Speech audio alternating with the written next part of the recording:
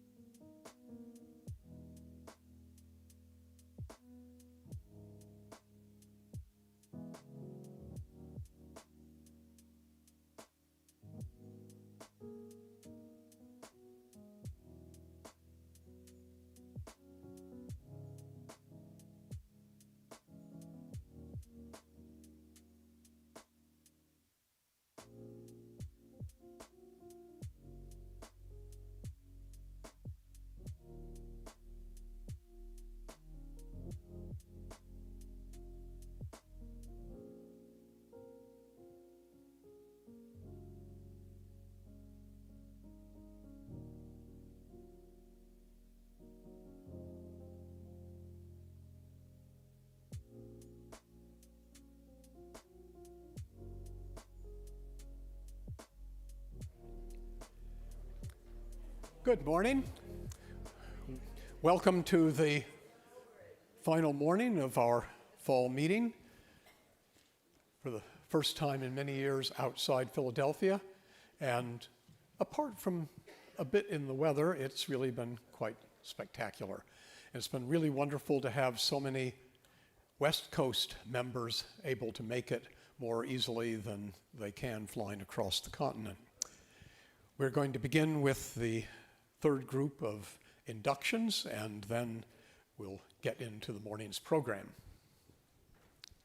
Great. Will Professor Rita Dove please come forward to the President's desk to sign the roll book and then receive a formal welcome from the President. Mr. President, I have the honor to present Rita Dove, Poet Laureate of the United States from 1993 to 1995. Her books of poetry include Playlist for the Apocalypse, On the Bus with Rosa Parks, and Thomas and Beulah, which was the winner of the 1987 Pulitzer Prize for Poetry. Her latest volume of poetry, Playlist for the Apocalypse, was hailed as a vital collection of poems about history and mortality by the New York Times, which named it a top book of 2021. She's also received the Lifetime Achievement Award from the National Book Foundation and serves as the Vice President for Literature at the American Academy of Arts and Letters. In 1996, Professor Dove received the National Humanities Medal from President Bill Clinton, and in 2011, the National Medal of Arts from President Barack Obama, the only poet ever to receive both medals. By the authority and in the name of the American Philosophical Society, held at Philadelphia for promoting useful knowledge, I do admit you a member thereof. Congratulations. Come here and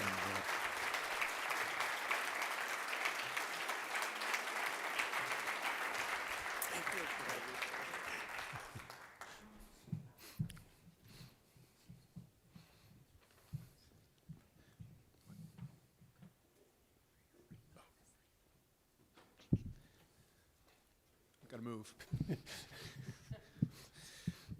That's what happens when you're not on your home turf. You don't know where to be. Yeah.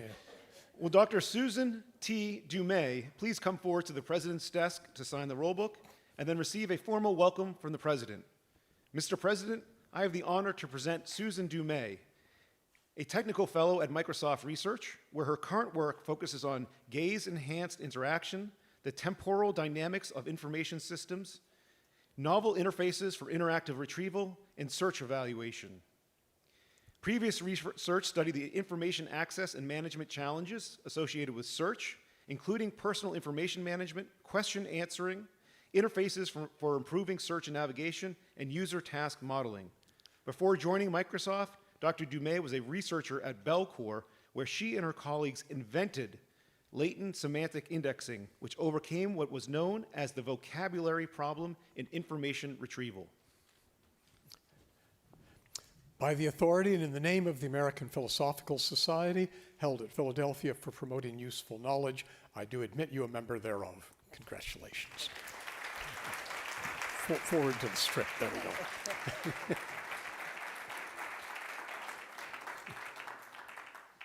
Got it.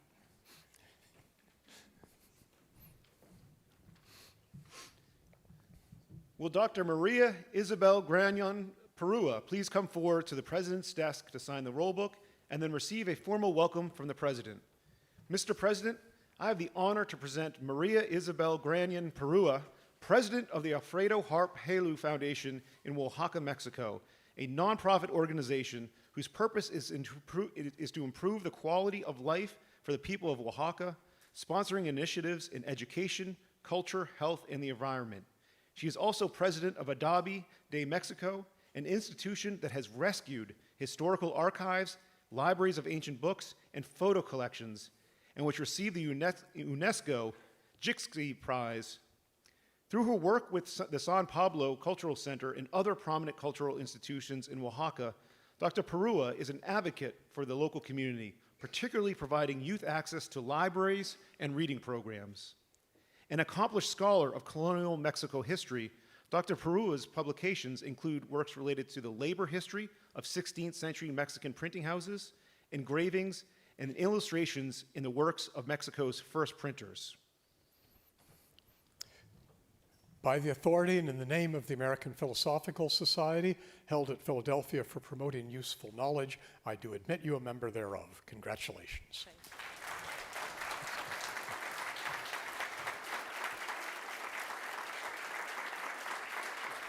Got it. Yeah.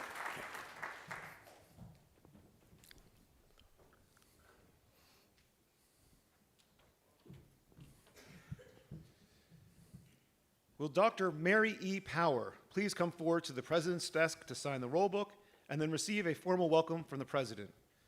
Mr. President, I have the honor to present Mary Powell, Professor Emerita of Integrative Biology at the University of California, Berkeley.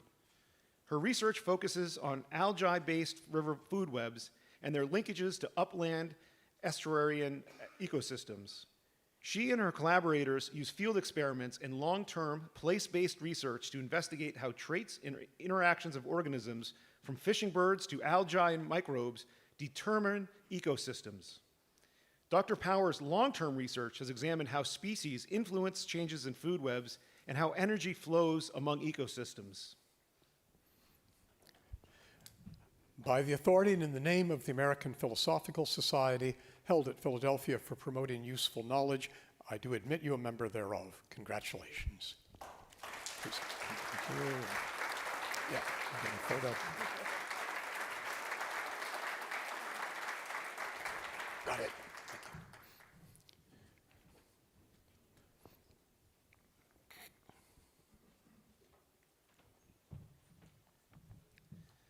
Will Professor Angela Riley please come forward to the President's desk to sign the roll book and then receive a formal welcome from the President.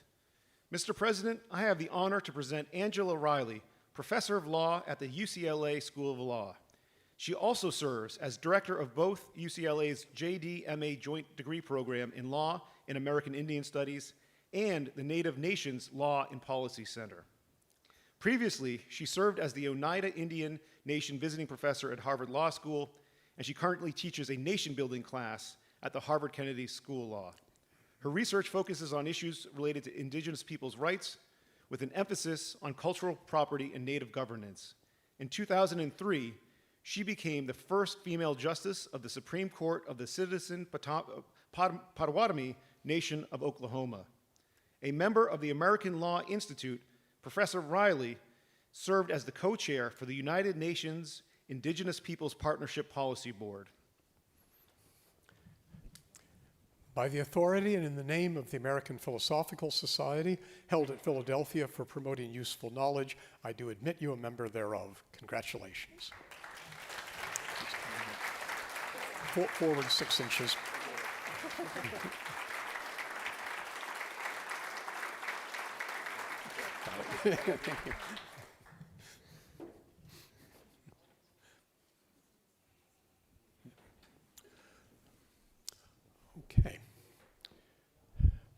Okay. It's now my pleasure, once again, to turn the lectern over to Vice President Nina Jablonski.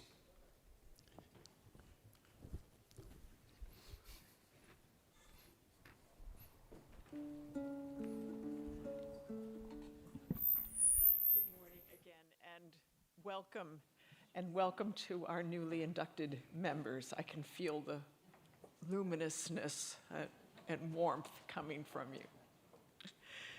Our first speaker today follows in this wonderful APS tradition of providing lots of stimulation about lots of different things. Missy Cummings, Director of the Anatomy and Robotics Center, Professor of Mechanical Engineering, Electrical and Computer Engineering and Computer Science, and American Institute of Aeronautics and Astronautics Fellow at George Mason University. Dr. Cummings began her career as a naval officer and military pilot, serving as one of the U.S. Navy's first female fighter pilots. She recently served as a senior advisor to the National Highway Traffic Safety Administration under Joe Biden.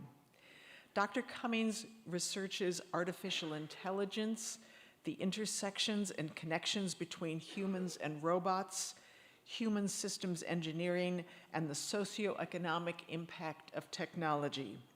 Her talk today couldn't be more welcomed. Uncertainty, the kryptonite of non-deterministic AI. Missy, please.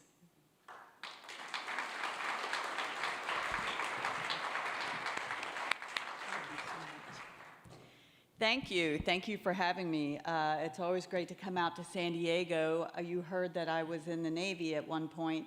And indeed, I was a pilot of these things, which are not being shown on the screen.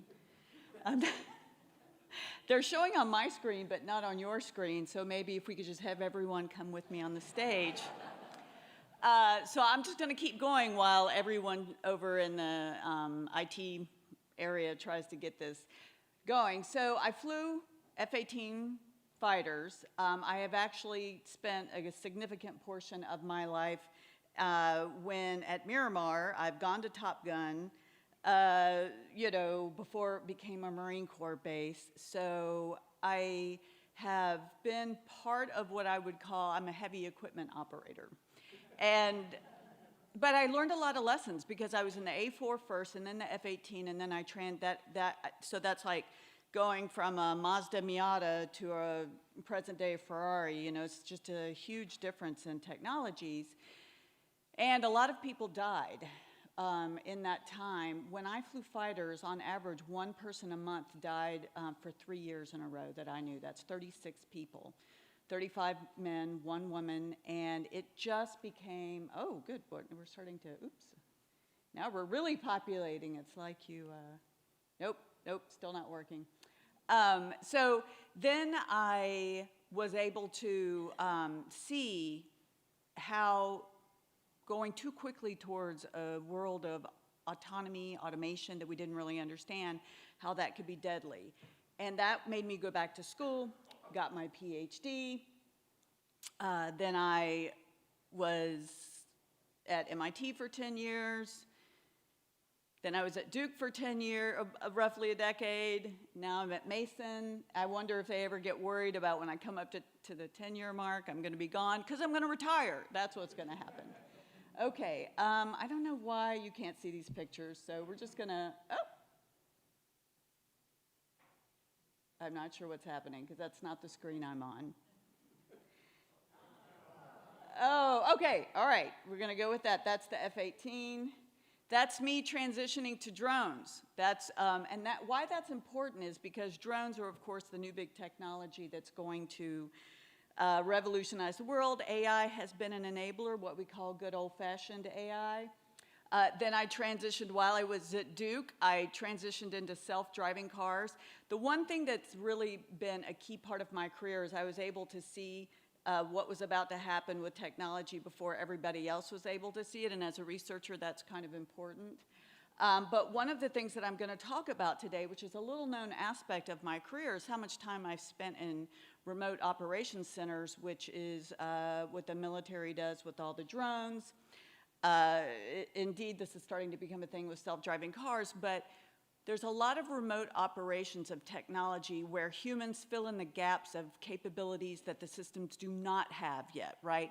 So we need humans. When AI can't cut it, we need humans to backfill. We've been doing it for 30 years in the military, and it turns out that the commercial world has just figured this out.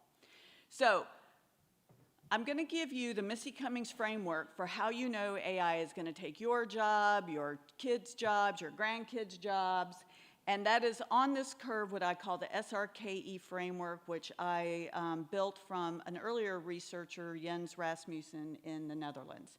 So the idea is that any autonomous agent, whether that's you, an agentic AI that you're hearing a lot of, that entity has to step through these levels of reasoning. So I'm going to put it in context of driving because everybody knows how to drive or has been in a car. So at the bottom level, you have skill-based reasoning. And what that means is you see signs, symbols, you see signals in the world that then tell you how to do an automated response. So keeping in between the white lines. So when you first learned to drive, you had to really concentrate to stay in between the white lines. And then after a couple hours of driving, you never had to consciously think about it again because then it was highly automatic. And indeed, that's still true. And in fact, I see a lot of people in this room, it becomes true until when? When your sensors start to degrade, when your eyes start to degrade, and it becomes harder to make out those symbols in the world that you need to figure out, for example, how to stay in between. But as long as you can see it, you can respond appropriately. When you get that automatically, then it frees up cognitive resources to go to rule-based reasoning. This is when we start to see the signs, symbols, signals in the world that govern our behavior, not just our reactions.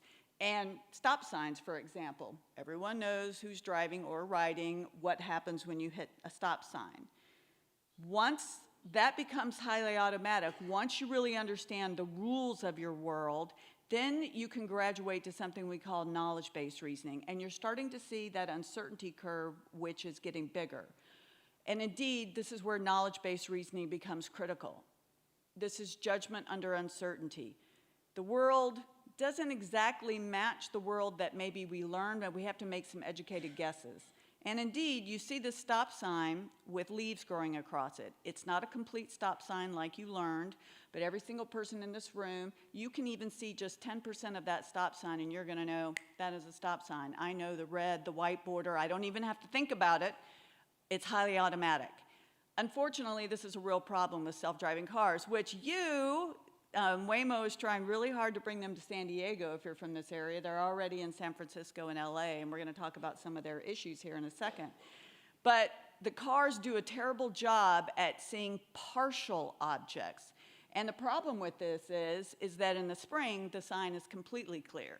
By late summer, if you're in the south, the kudzu has grown almost everything, right?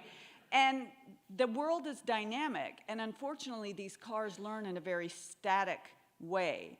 And that becomes a problem because if you can't reason under uncertainty, and this is just a tiny bit of uncertainty, what happens when there's a lot of uncertainty, like when I show this picture? Yep, sure enough, this is a intersection somewhere in America, and I'm one of those obnoxious people. I have a Jeep, so I think I can go everywhere. And I have been in places like this that if you got there, you weren't supposed to be there, you did something wrong, how do you get out? I mean, you just back up. All right, you go the way you came because you know you got there, so you can at least go back that way you came. Unfortunately, you say that's so easy, that's such easy reasoning. That is not reasoning that AI has. If you don't remember anything else I tell you today, remember, AI doesn't think, it doesn't reason, it doesn't know, it doesn't understand, it doesn't imagine. AI is linear algebra on steroids. That's it. Now, we'll talk a little bit more about it's a good, useful tool, but it is a tool that doesn't think, doesn't reason, doesn't know, cannot reason under uncertainty. And let me give you some examples. So, skill-based reasoning. In California and San Francisco, this was Cruise, who no longer operates their self-driving cars, and I'll tell you why in a second. The issue here is the car ran into the back of a bus. We being the experts who do all the public commentary, did not think this accident was possible because these cars have LiDAR. This is a laser rangefinder with millimeter precision accuracy. How is it possible on this bright sunny day that the car would run into the back of the bus? I say bright sunny day because these cars cannot operate in the rain that we're having today. Which is hardly ever happens in San Diego, and I've been coming in and out of San Diego for 30 plus years, and I've never seen it rain like this. Okay, so what happened? It turns out in the investigation that the computer vision system was determined to be the primary sensor, meaning that it only called the LiDAR if there was some uncertainty. Now, the other thing you have to remember about AI is that it's a psychopath. It thinks it's amazing and always right. And if you don't get the uncertainty quantification right, you're going to have a problem, which is what happened here. The computer vision system learned what a bus looked like. It had never been trained on an articulated bus, which was what this was. So it didn't, when it saw the articulated bus, the bendy bus in the middle, it didn't know what it was because it had never seen a back end like that. So what it did is it caught the front end and it basically did dead reckoning, drew a line back and said, that bus ends at 50 feet behind the line. And then, of course, it's much longer. So it was invisible. The back end of the bus was invisible, and because AI is a psychopath, it didn't even call the LiDAR, because it was 100% sure it got that right, like all my students. You know. All right, so, yeah, bad day. It didn't perceive the world correctly. And if you can't perceive the world correctly, you cannot then develop important reasoning that goes on after that. So now let's move to the second picture. So now you're seeing right here, this just happened in Austin, Texas. This is a Waymo who's trying to roll out in Texas, and if you can't see, the car is turning into 3 lanes of oncoming traffic. So you're like, what? Like, you know, that's pretty straightforward. Why is the car even on that side of the road turning into traffic? It turns out that Waymo and companies like Tesla are doing something called end-to-end learning. They think that they can just show videos to a neural net, and that neural net then learns everything it needs to learn. There's a good example of how brittle neural nets are. You should not be turning into traffic, and in the old days when Waymo was using regular machine learning, it wasn't doing this. So this is a new problem that's cropped up, and it just goes to show you we don't really understand the failure modes of AI. Up here on knowledge-based reasoning, basically knowledge and expert-based reasoning, this is the accident that caused crews to lose their ability to operate. It hit a pedestrian and then drug her 7 miles an hour for 20 feet because it didn't know that it had hit her when she fell under the car. It didn't realize that that's where she was. These things don't think. They don't know. They don't reason. This is an object permanence problem that even small children get at a very young age. But when it fell out of sight, it lost track of her and never thought about her again, and she spent a year in the hospital. So what we're seeing is there's some failure modes that we should be getting as computer scientists, and those fall under something called epistemic uncertainty. They're about our knowledge. We know that computer vision is terrible. It is the worst possible sensor. Teslas are never going to be self-driving cars, real self-driving cars, using just computer vision only. We teach our students in Robotics 101, you need multiple pieces of information if you're going to make precise decisions. They can't do it just on computer vision, but yet crews made that mistake early on. You know, and I have former students at crews. I should rescind their degrees. But then there's some other problems that we have, aleatoric uncertainty. And aleatoric uncertainty is really the uncertainty that comes from statistical processes. And that's just a huge source of uncertainty wherever you have neural nets. And so that is actually why what most people do not know about self-driving cars in America is they require intense babysitting. All of them, Waymo, Tesla, Cruise when it was operating, but all the other companies in America have remote operation centers where warehouses of people are helping the cars, giving the cars the right path to go. It happens under 2 ways. They're either remotely assisted. That's what you're seeing in the top picture. This is Waymo using operators to interpret signs, symbols, signals in the world.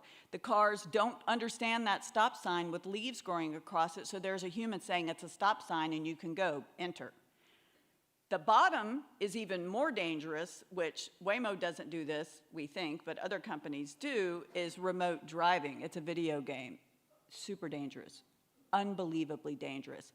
The good news is I'm a consultant to the state of California, and California is on top of this. The bad news is for everybody else not living in California, no other state really cares about this right now, and it's a huge safety issue, not the least of which is because of the latency in the signal. You need the latency of the signal to be on order of about 30 milliseconds, and it's at least an order of magnitude more than that. So no one knows this, no one's talking about it, and I think that it's really important for you, I referenced this earlier, when AI struggles, we have humans fill in the gap. But we're having humans fill in the gap in a way that the time latency suggests this could be dangerous. Waymo's operators are in the Philippines. That introduces another up to 2 seconds delay in the signals coming back. That's not safe, even if it is only remote assistance. And that leads me to my last slide, which is the uncertainty. You're like, well, so what is she talking about kryptonite? In all cases, the uncertainty is not, when it's not effectively managed, AI does terribly. This is true for AI in computer vision. It's true for AI in generative AI. When you're trying to use a chatbot and it doesn't give you the right answer, it means that whatever you're asking about is not well represented in the database. So the uncertainty is high. There's also additional uncertainty in the way the tokens are predicted, which I'm not going to get into because I think we have another speaker, and I'm happy to talk with you about offline. But what we're seeing is what this picture is. This picture is, I'm worried that we're never going to see it again. This picture is, on the x-axis is determinism. Good old-fashioned AI is deterministic software, meaning the rules are executed, they perform the same way every time, no matter what. Non-deterministic AI is what you find in neural nets, that every time that you rerun them, they will not give you the same answer for lots of statistical reasons, which we can talk about later, but that's especially true in anything with generative AI because it's layers and layers and layers of neural nets. Now, in the world of weird, I actually do have to run around the country and internationally to the United Nations and talk about, we really should not have generative AI and lethal autonomous weapons. And actually crazy, this week it's nuclear weapons. We should definitely not have AI anywhere close to nuclear weapons or anything nuclear really at all because of the high hallucination rate. Even OpenAI has said that their generative AI hallucinates about 1/3 of the time, and that's an underestimate. These technologies are amazingly brittle. They do work really well in creative environments, but if you have a safety critical system, and that's the middle axis where someone can die, we don't have any idea how to test these, by the way, no one. The military's been doing this for about a decade. No Waymo, Tesla, nobody has any idea how to test these things effectively. There's no rules, there's no standards, there's no commonly accepted practices because the technology is so new and evolving.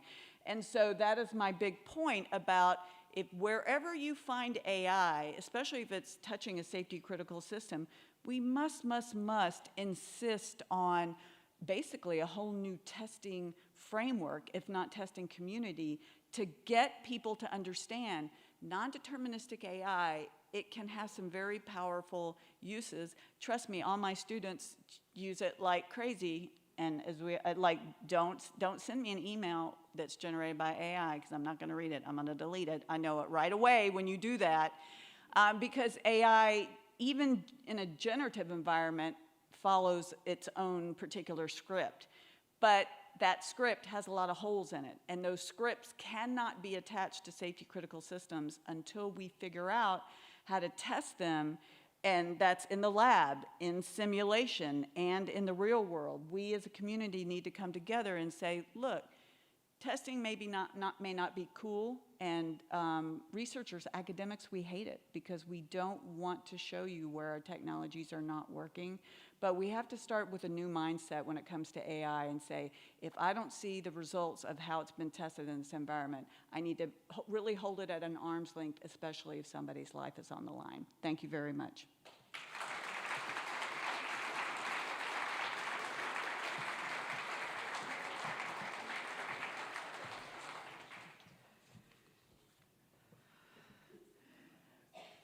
No Waymo yet this morning. Missy, thank you very much. Please don't disappear. I know that there are probably questions. Missy, I have a question for you, but I know that there are questions in the audience because this audience is full of AI interest and anxiety.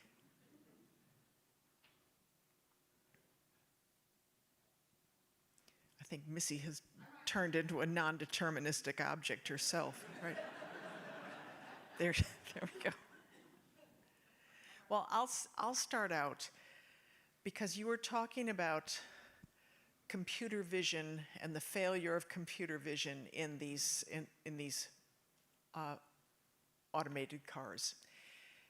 The human brain works beautifully. When vision fails or is beginning to fail, as you pointed out, there are all these other sort of relays that are instantly brought into use. They're recruited so that your hearing acuity, your tactile acuity increases when something is beginning to fail, so that you instantly make accommodations neurologically to an impending crisis. Can these modalities not be realistically programmed now, or are people working on this so that we can have fail-safe systems that respond in a way more naturally to crises? So I think it's really important to recognize that the car companies are doing what they can. And I do think that in narrow environments, so is it safe to take a Waymo in San Francisco? As long as you stay off the highway, your speeds are so low that, yeah, I think that's safe enough. We've seen that they're about as safe as Uber and Lyft drivers, which is to say they're having accidents 4 to 6 times more likely than regular drivers. This should make you really think about taking an Uber or Lyft. So people are trying to figure out what those failure modes are. But in the world of anthropomorphism, I think it's dangerous to start thinking that they fail like we fail. And so this goes back to that epistemic uncertainty. We keep wanting to associate our failures with their failures, and it makes us not see that they're new and different failure modes. For example, self-driving cars are hit at least twice as often from behind as regular human cars. And we have figured out that this is coming from hallucinations. They are also hallucinating just like large language models do. And so those hallucinations make them see things that aren't there. And we have no idea how to fix that. I'm running around the country talking to people, trying to get them to fix it, but we'll see. And the point that you brought out at the end of your lecture about the people who are developing this with all sorts of pride and bravado are not likely to want to engage on the shortcomings, because of course they want to promote, they want to continue to grow, they want to increase the profitability of their own venture. So how do you get around this very human failing when it comes to human safety?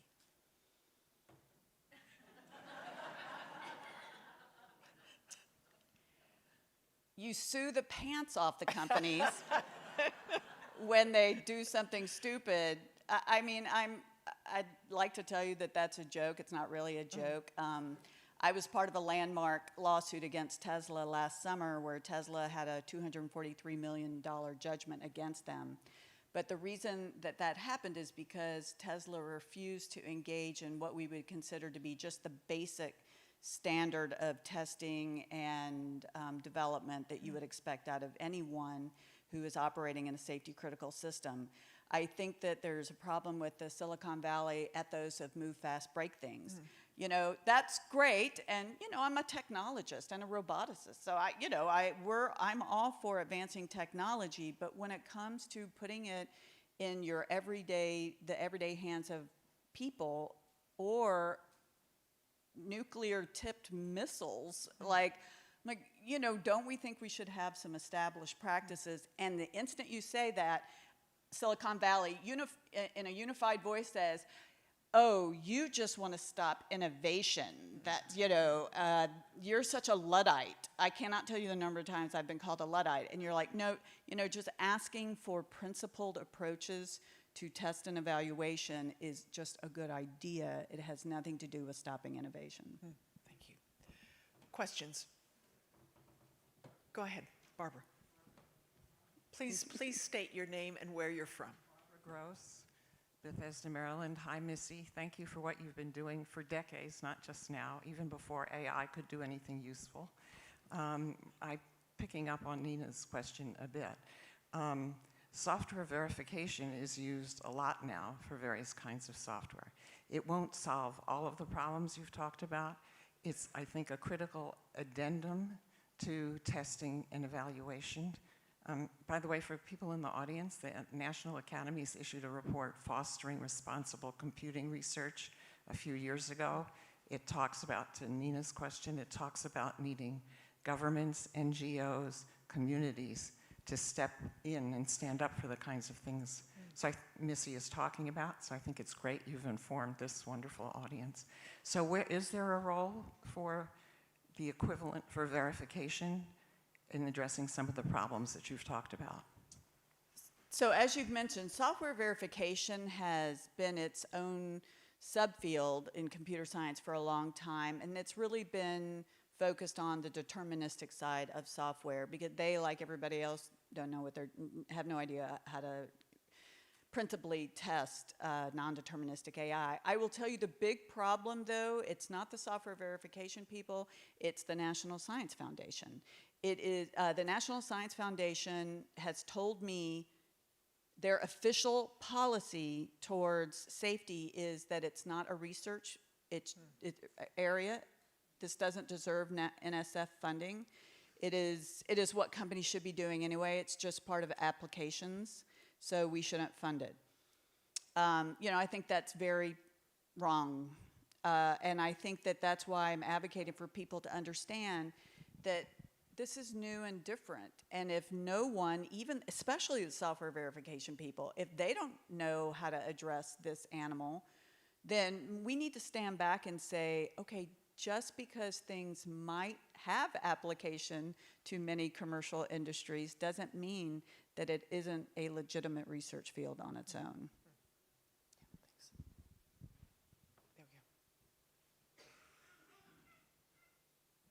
Please state your name and where you're from. I'm Dee Dumay. I'm here as a fan of my sister Susan that was just inducted. I have sort of, well, it's not two-part.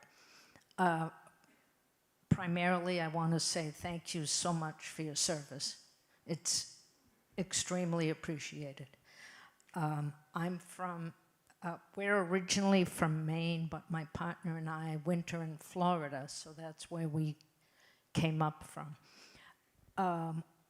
My question, not being a scientist, just sort of looking at stuff from the outside, with all the tests and the faux pas that happen in the real world with the testing, is there any plan B? Is there anybody seeing remotely, oh, this vehicle is going to hit a bus. Oh, there's a pedestrian there. Is there anybody actually sitting in the vehicle, or is it all off-site? There has to be some, for lack of a better word, accountability of control for what is happening. Short of a human being putting a brake on or turning the wheel. How does that work? Well, the plan B is the remote operators. Right. And the problem with plan B is that in surface transportation, with a up to 2-second delay from the Philippines, and we've already seen a crash in California that was caused by this. There was a Waymo taking a left turn, unprotected left, at an intersection in San Francisco.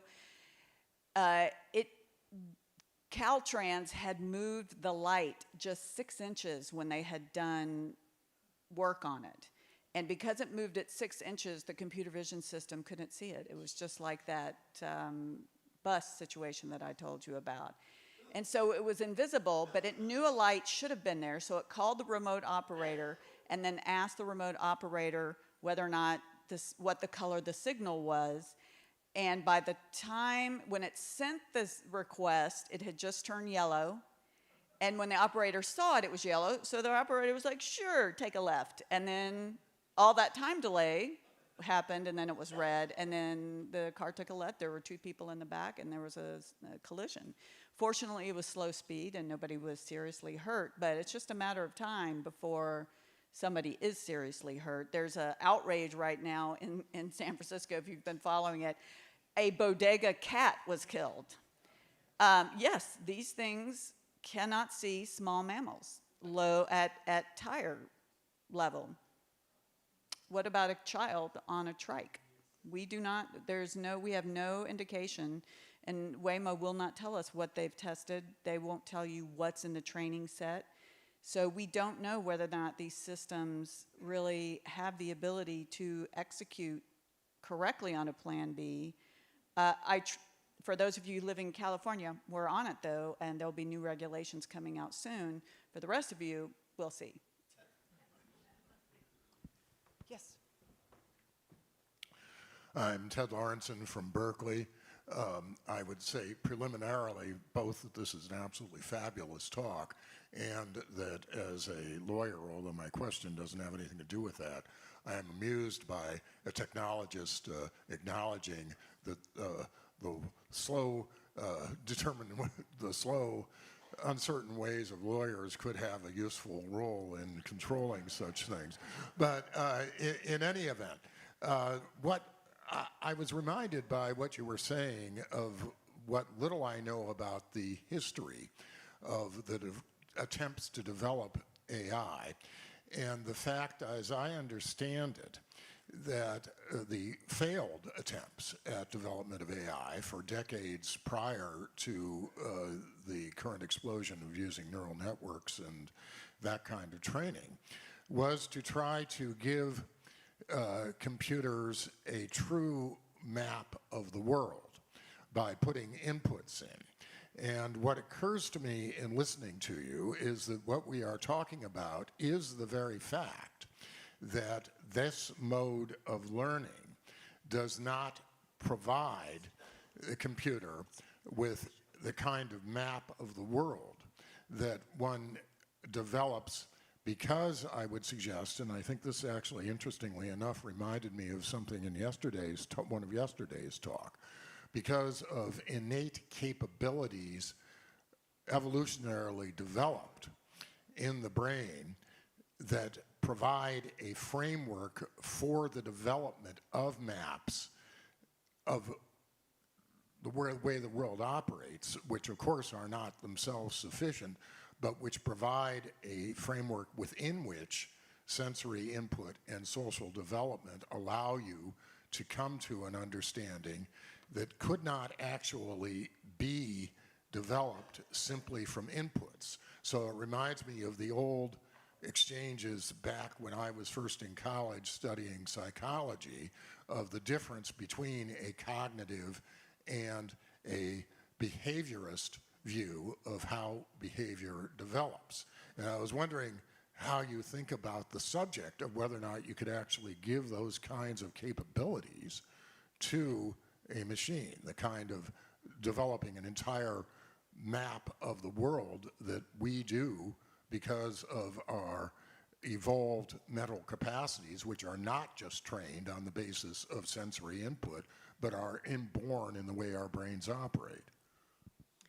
So first I want to say, I did want to just briefly touch on the legal aspect. I spend far too much time trying to unlearn lawyers of their poor world models in their head about technology. I would love to team up with a law school and start developing a whole new breed of lawyer who is just as technically competent as legally competent. But to your question is about higher levels of cognition and even metacognition. And the answer is no. Nope, not happening. Not happening in my lifetime. No one has to worry about artificial general intelligence. We have to worry about AI incompetence and illiteracy more than we need to worry about. General intelligence is not happening. Large language models are not even close to producing anything. And even Jan LeCun, one of the inventors, has said not happening. So I'm not the only one out there. But the metacognition that humans provide is their strength and their superpower that offsets the kryptonite of uncertainty for AI. So I really believe that we should be pushing more for collaborative teaming arrangements between AI and humans as opposed to replacement. Thank you. I think I'm getting the Yes. hook. On that note, let's thank Missy.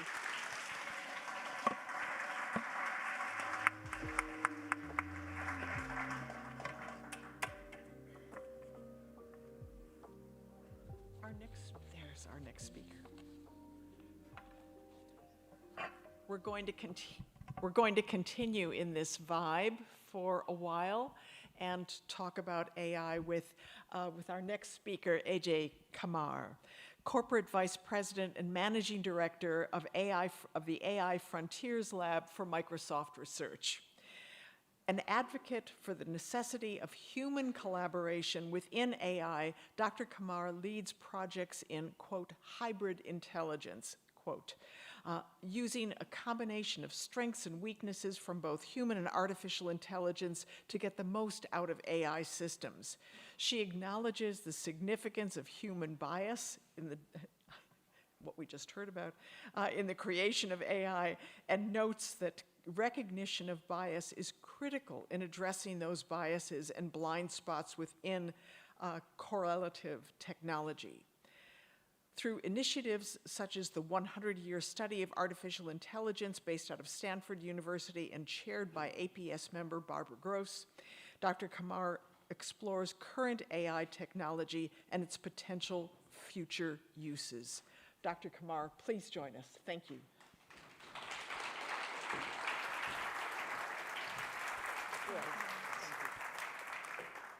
Good morning. My goal today is to give you an industry view into the path we have on AI. And this is not an easy task because by the time I finish this talk, the talk is going to be out of date with the speed of innovation and the speed of deployment that we have in this technology. And in fact, I find myself writing a new talk every month because what we are dealing with, what we are seeing in the field is constantly changing. So I have 3 goals with this talk. 1, try to provide an overview of the current state we have in industry when it comes to the use of AI. And second, talk about some of the opportunities and the challenges we are seeing. And Missy did a great job of talking about some of these challenges in the safety critical domains. I'm going to be focusing more on the productivity settings. And the third one, which I think is the most important, is to make a call for collaboration. Because where we are right now, these problems that I'm going to be talking about and Missy talked about, they are not going to be solved by just scaling up the AI models. We need interdisciplinary approaches coming together as academics and industry to actually start working on these very key problems, because I don't think AI is going anywhere. I think it's going to be affecting our lives, and it's going to be the responsibility of you, the thought leaders, and the industry coming together and find good solutions to these upcoming problems. So with that, let's get started. Just as an overview, the latest era of AI development is kickstarted by 3 factors: large-scale data, compute and hardware that is optimized for neural computation, and actually basic research on architectures like transformers that made the scaling of these models possible. The combination of these discoveries started an exponential scaling up curve that many of you are familiar with. We are seeing that the size of the models are increasing, the data that goes into these models are increasing, and on benchmarks, the performance of these models keep improving. And this exponential scale up gave us some of the frontier models that many of you are using, like ChatGPT or Gemini models. The billion-dollar question that Missy also touched on is whether that exponential scaling up is going to continue to giving us good outputs. We don't know. Whether we are going to get to this notion of artificial general intelligence, which is actually undefined in the community, that's not the point of my talk. But the point I would like to make is that even with the current state of these models are becoming a general purpose technology that we can utilize and build on top of to create various applications. And the reason I'm calling it a general purpose technology is that the kind of applications we can build with these models is endless. They can be applied to many different domains. Just to give a few examples, currently ChatGPT has around 800 million users. People are using with for all sorts of purposes. Some of them might be good, and some of them might have issues that the users may not be familiar with. But when I go to the Apple Marketplace, the top 2 downloaded applications are Gemini and ChatGPT. That's the reality of our world today, whether we like it or not. More than 80% of enterprises are using generative AI one way or another. In the last 3 days, we heard many examples of potential of using AI in sciences.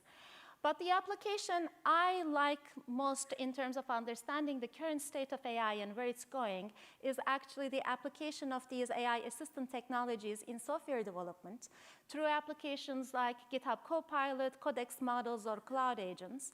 And based on some studies we've done at Microsoft Research 2 years ago at an earlier version of this technology, we have actually seen that the productivity of software engineers that are using such technologies in terms of the lines of code written is double the lines of code written by software agents that are not using these technologies. Again, we need deeper research to really quantify productivity, measure it, but these are early indications of, and also qualitative examples why these technologies are becoming a cornerstone of software development today. These are just some examples of AI entering our real world. At the same time, we are seeing that this transformation of putting AI into the real world is not going to be a straightforward one. So what is happening in industry is that all of these use cases are creating a race, an explosion of investment that is going into data centers all over the world. And what comes with this investment is very high expectations. All of these companies are expecting that they are going to be getting exponential return of investment from their investments. And this is putting a lot of pressure in terms of putting and deploying these technologies into the world. However, there is this MIT Tech Review article that came a month ago that was actually like a cold shower over the industry in terms of the path of AI. So what this MIT Tech Review article showed is that in enterprise deployment scenarios of generative AI, 95% of them fail to deliver the expected return of investment. In fact, only 5% of the enterprise applications ends up getting deployed to create this return of investment.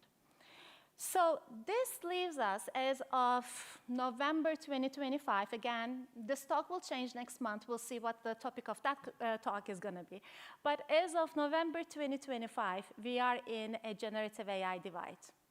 On one side, we have big investments, big expectations, a rush to be able to get exponential return of investment from these technologies. And on the other side, we are seeing the shortcomings, the limitations in terms of getting high return of investment from these technologies. That is where we are. That's where there is a notion of confusion that we are seeing across the industry. So one thing we can do at a time of confusion is look at the past. And if we really believe that AI is a general purpose technology, can we actually look at the past examples of general purpose technology entering the world and try to learn something about how to get this right? So one of the examples I have been reading, I'm not a historian, I'm sure there are historians in the room that know about this topic so much more than I do, but based on my limiting reading, one of the parallels I find very interesting is the transition of enterprises from steam power to electricity, as considering electricity to be a general purpose technology. And although that technology existed, the transformational value from that technology actually took decades to get it right. So the question is, are there lessons we can learn from the past in terms of creating this transformational value from these generative AI applications in our world? So I like to highlight two lessons that resonate with me in terms of the current state of AI. One of them is that we cannot expect transformational value by incrementally integrating these technologies into our world. We need to start thinking about redesigning our workflows and processes with this technology at its center. And the second lesson is that we are not going to get there by just investing in a single technique like scaling up these models. We need to start thinking about the computational stack, the new programming stack that is coming up with these models at its core, and how to complement it with techniques from HCI, from systems, from verification, and other methods to be able to address, understand, and address the shortcomings of this technology. So if we look at the many uses of generative AI today, they are in the form of chatbots. This is what the co-pilots are. This is what ChatGPT is. I would actually consider these scenarios to be an incremental use of generative AI. Why? They are sitting on the side. We can ask them questions. They can tell us how to do something, but they cannot do anything for us. But I believe the reason there is so much excitement around AI agents is that AI agents is a much more transformational way of using AI technologies in our daily lives. So what is an AI agent? An AI agent is a computational entity that can take a complex task and getting done by taking actions in the world. And the way AI agents work is that they take the task, they plan about what is the next best action to take to get us closer to the goal that we are trying to achieve, take that action, observe the effect of that action in the world, use that observation to be able to plan for the next step. And the reason AI agents matter for us at the current state of AI is that they are about getting things done, which is a much more transformational value than just telling us what to do. By the way, the topic of AI agents is not new, like many things are not new, like neural networks are not new. In fact, 15 years ago during my PhD work, I worked with Barbara Gross, who's in the audience today. She's a member of the society on this very same problem.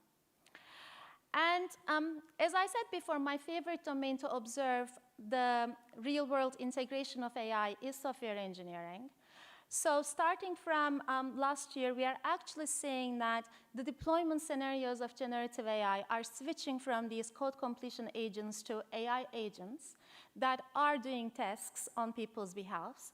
And in fact, what is happening is that the IDEs, the development environments that software engineers use, are actually changing, are being redesigned in a way that is much more compatible with this agentic technology. It's a part of the more transformational way we are thinking about this technology. So the point I would like to make today is that if we want to make this prospect of agents possible, we are not going to get there by just prompting the frontier models. We need to approach this as a software engineering problem. What is the computational stack that we can build that have these models at its center, but complemented with techniques that are to be created or known in computer science to make it reliable, to make it high performant, to address the limitations we have these models?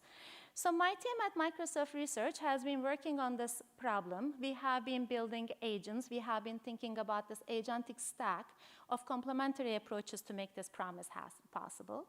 Earlier in this year, we have created Magentic UI as an experimental test bed to create agents that can do things on digital environments on your behalf.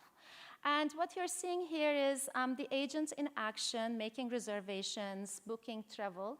And one of the things that is very important that also aligns with Missy's talk earlier is that we have actually spent a lot of time to create this transparency and accountability layer between the agents and the human so that the human is able to observe what the agent is doing, has the capability of stopping it and intervening it when the human is not okay with what the agent is doing. And I cannot emphasize it enough how important it is to really invest in these interaction techniques in addition to all the work that's happening on models to be able to get such agents right. I want to quickly mention a few things that we are working on to make this agentic stack possible. As I said earlier, even the frontier models of today are not actually a good fit for the needs of these agentic systems. These agents cannot be powered with language models, but what is happening around reasoning models right now, large reasoning models that are able to decompose larger tasks into smaller actions, seems to be a promising path that we are exploring in terms of giving decision-making capabilities into these agents. But also, in real-world deployment, models need to be fast. They need to be efficient. If we are going to be using these agents on our computers so that they don't leak information about us, They need to be small enough to be hosted on our machines. And that's why, although many frontier labs are going for larger and larger models, we have been actually investing in small models that can be deployed on devices that do not require any cloud access or carbon emissions. And we have been actually getting really good results with the family of models we are creating around the Phi family. But the other trick that we are using in terms of creating these agentic systems is investing in multi-agent system techniques from the past. If we want to master a domain, again, it is not enough just to prompt a frontier model, but we can really understand the capabilities needed to be able to master that domain, create specialized agents that can be deployed together in collaboration of agents and collaboration of people to be able to get these tasks done. And we can even create specialized agents that does the verification, that does the control, that does the hallucination checks around the work that is happening. And I mentioned this before, but it is very important that we are also working on the interaction side and the human oversight as well. Before starting my AI lab a few years ago, I actually spent almost a decade at Microsoft working on responsible AI, worked on tools, best practices, education, worked across the company to actually make responsible AI possible, and even wrote a first version of a responsible AI standard that is active today at Microsoft for all AI projects. And one of the lessons we have learned from working on responsible AI is that the work on responsible AI is never done. That's the hard thing about it. With every changing version of AI technologies, we have to do the work on responsible AI again and again and again to understand the limitations and come up with new mitigation techniques. This is true for agents of today. And in fact, when we build our agents, we use it for testing and understanding of the limitations of these technologies. And we are seeing that AI agents are changing the risk surface when it comes to having these AI systems in the world. I want to give an example of what we are seeing with these AI agents today. A few months ago, I was testing the agents that we are creating, and I gave the agent, in my opinion, a very simple task. I said, go to New York Times, find a crossword puzzle, and complete it for me. The agent went to a search engine, typed for New York Times, found the right link, followed the link, went to the right web page. But there, the real world happened. There was a pop-up window. The pop-up window asked for my credentials to be able to enter the New York Times site. The agent did not have my credentials, but again, they can explore new ways of getting things done. So what the agent actually did is realizing that there's actually another link on that pop-up window. It could reset my password instead. Because why? The agent has access to my email. It can do that. It can plan. And it actually took the steps to reset my password. But it did not stop there. When the agent realized that it couldn't do something, it went to Mechanical Turk and tried to hire a person to do it instead. When it was trying to find some document that it was no longer available on the internet, the agent read that it could actually write an email to the government asking for that information. So the point I would like to make is that as we are moving to these autonomous or human-in-the-loop autonomous technologies, there are new risks that we need to start, measure, and mitigate very carefully. This is kind of an overview on where we are in AI technologies today, but I want to take the last 3 minutes to talk about where I believe we are going next, because that is even more important than the risks I talked about so far. So far, we have been building AI agents to be either monolithic entities or to be entities that are interacting with people. But this will change. We are already seeing that agents that are created by different companies or individuals are starting to connect and communicate and collaborate. And what this means is really starting to think about a new ecosystem. A new connected entity that will emerge as these agents start working together. And I don't know why the stars are moving. I'm not pressing anything.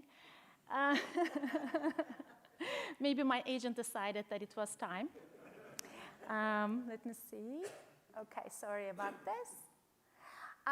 But what we are really seeing is that as these agents start connecting to each other, they will start creating new interactions, they will start creating new ways of getting things done, and they are going to create new ecosystems that will turn into marketplaces and ways of getting things done. Just imagine for a second that the assistant you have on your computer is going to be able to send a message to my agent to schedule a meeting.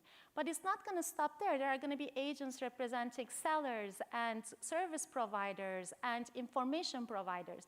And these agents are going to start interacting with each other to really control how we buy things, how we access information, and become the interface to technology. This is not a speculation. This is what's happening today with ChatGPT, starting to incorporate some of the third-party agents already into the ChatGPT ecosystem. So the point I would like to make is that this is going to change things. This is going to change things in very serious ways. When we are thinking about ecosystems, ecosystems create new market mechanisms. They create new economic models, and they change power structures. Who controls ecosystems? They control power. They control what people buy, what people see, and how they could be manipulated to make more money. And again, this is happening. It is not a speculation about the future. The promising side is that we have seen this in the past. We have seen the emergence of ecosystems in the past. And we did not get it right, but this might be an opportunity to get it right this time, because maybe we can learn lessons from the past. So what happened at the emergence of internet? There was a lot of promise. We thought that people would be connected to each other. There would be democratization of information. But what ended up happening? We got new economical models. We get the attention economy. Our attention and cognition got commercialized by technology companies. Small number of companies started controlling what we buy, what we see. We are still dealing with the ramifications of those decisions. So the question is, how can we work together to get the agentic economy right? Because this is going to happen. We know this is going to happen. We have research showing that this is going to happen. And we have an opportunity to create a different kind of an economic model. But if we don't get it right, there is also dangers. There could be new monopolies. The income gap and the power gap may increase. And the consequences of that could be substantial for our society. So that, if you're going to remember one thing from this talk, that is what I would like you to remember. So I'm going to finish with some quick remarks about where I think we need to be doing some work on together. The first is a computer science conjecture. As the last two, hopefully I conveyed it, and Missy definitely conveyed it, we are not going to get to the reliable and the safe AI systems we want to get to by just scaling up the models we have. We need to bring together complementary technologies, techniques that have been worked on for the decades in the past. AI is not a new field, but we need to translate them to this new world and new computing paradigm that we are working on. In fact, I think at this current moment, there is just such a big opportunity to start bringing these pieces together. Verification, systems, formal proofs, blockchain, many things will have some way of integrating into this new stack. But the most important thing is a collaboration conjecture, an academic conjecture. Many of the issues I talked about today are not AI problems. They are not computer science problems. How these technologies are going to change the way we live is not a computer science problem. How they are going to change the way we work is not a computer science problem. These marketplaces, power structures, they are not necessarily computer science problems alone. So how do we enable multidisciplinary research to come together and actually create clarity as these systems are being developed today? And one of my personal complaints about the AI world is not taking responsibility. In many ways, we are creating these technologies, but not really expecting to understand what they do. not expect to understand the impact they create in the world. There is a notion of fatalism that is going on in the frontier labs. It's like, we have to do this. There's no way for us to know what we are doing. But once we get there, we'll figure out all of the bad things that are happening with that. I don't think that is responsibility, and we need to change that. So the last point is that the world is going to change, whether we like it or not. We are already seeing this change. I think as humans, we are going to realize what it's going to be a human in an AI world. We are going to discover what is unique about us, what is special about us, how to use this technology. But there is actually a big responsibility on all of us to get this right for our children and for the next generations to come. Thank you very much.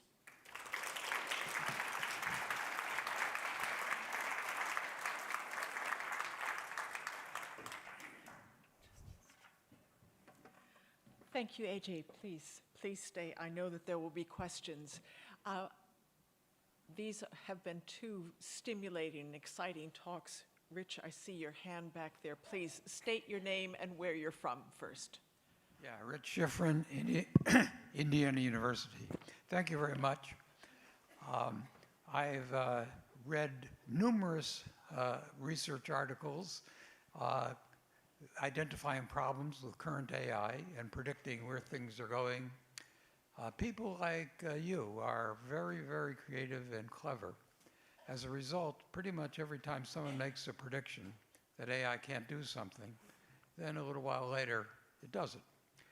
I want to ask, how confident are you or anyone, should you be or anyone be, that you can predict where AI is going to be a few years from now?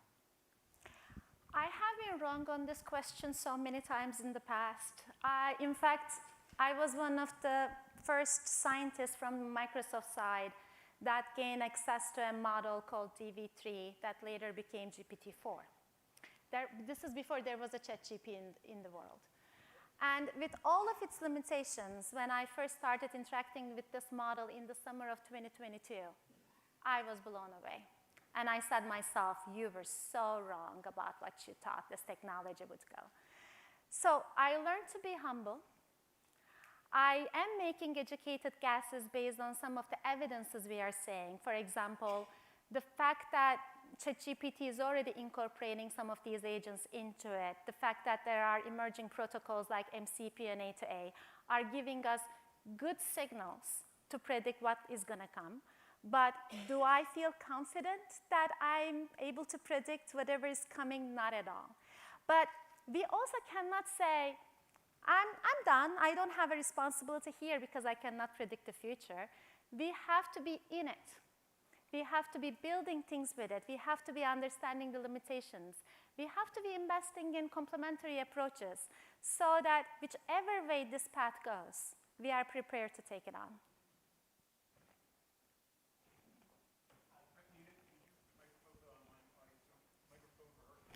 Oh, thank you. Hi, Richard Lenski, Michigan State University. I found the first talk sort of scary, and in some ways I would say I almost found your talk a little scarier, in the sense of the optimism that it'll work out well. And it seems to me, I'm wondering to what extent you see evidence of sort of a scam ecosystem emerging. It seems to me that there'll be a huge advantage to people who really are understanding some of the risks, and many other people, there seems like a huge opportunity to take advantage of people with agents that are nominally working on their behalf, but actually have, because of this emerging ecosystem, there are parasites as part of the natural world. It seems to me they will emerge within these systems very naturally and be very difficult to keep up with. So first of all, I'm glad you got scared because that was my goal. But again, you know, yes, we are going to reflect on the current state of technology. What matters more is what to do with it. Because, again, I don't want to be in this state of fatalism where we say, oh my God, this is happening, it's going to be great. How do I find a bunker to hide under? The question is really like, what are we going to do about it? Because the people in this room have actually a lot of influence to tell people that there is work to be done. We know there are dangers. In the past, we have worked really hard on mitigating such dangers, In many cases, we've been successful. In some cases, we miss things. The question is, how do we learn from the past? How do we learn from social media? How do we learn about the attention economy to really get it right next time? So my reason of giving this talk is not to scare you, maybe a little, but it is really create an action to really think us together what we are going to do about it. I think there are a lot of things that can be done. The research labs, at least under Microsoft Research, the New York lab, there's a nice paper they have written about possible business models, the upsides and downsides of each. We are now thinking about how to change the existing protocols to go for much more of a balanced, two-sided potential marketplace rather than a monopoly. These are things we can, with our economist friends, we are starting to look into and really bring a scientific lens into.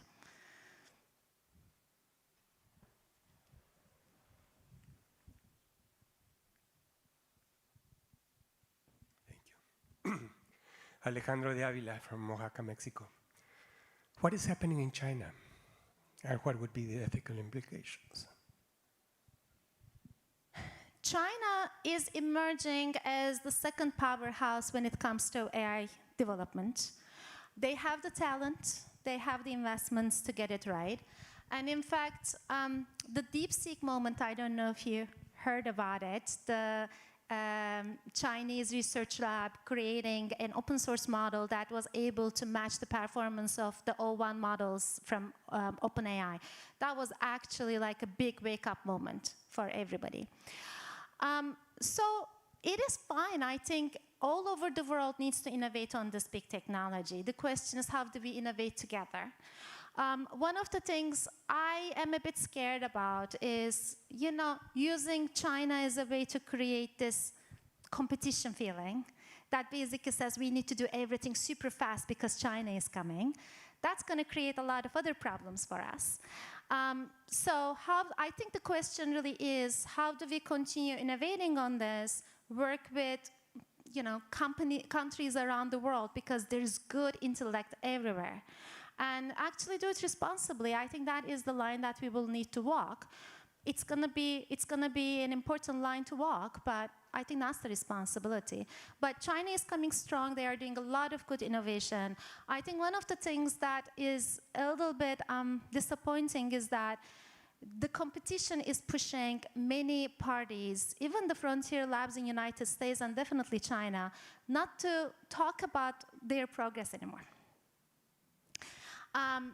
When DeepSeek came out, they published a beautiful paper that actually brought a lot of academics into the topic of reasoning models. That was a great thing. Since then, they have been completely quiet. So I think we also need to think about how to ensure this collaboration. How do we ensure that wherever the work is getting done, academia or industry, we are sharing, we are publishing, we are openly talking about our work, which doesn't seem to be the trend right now, and that's a bit disappointing.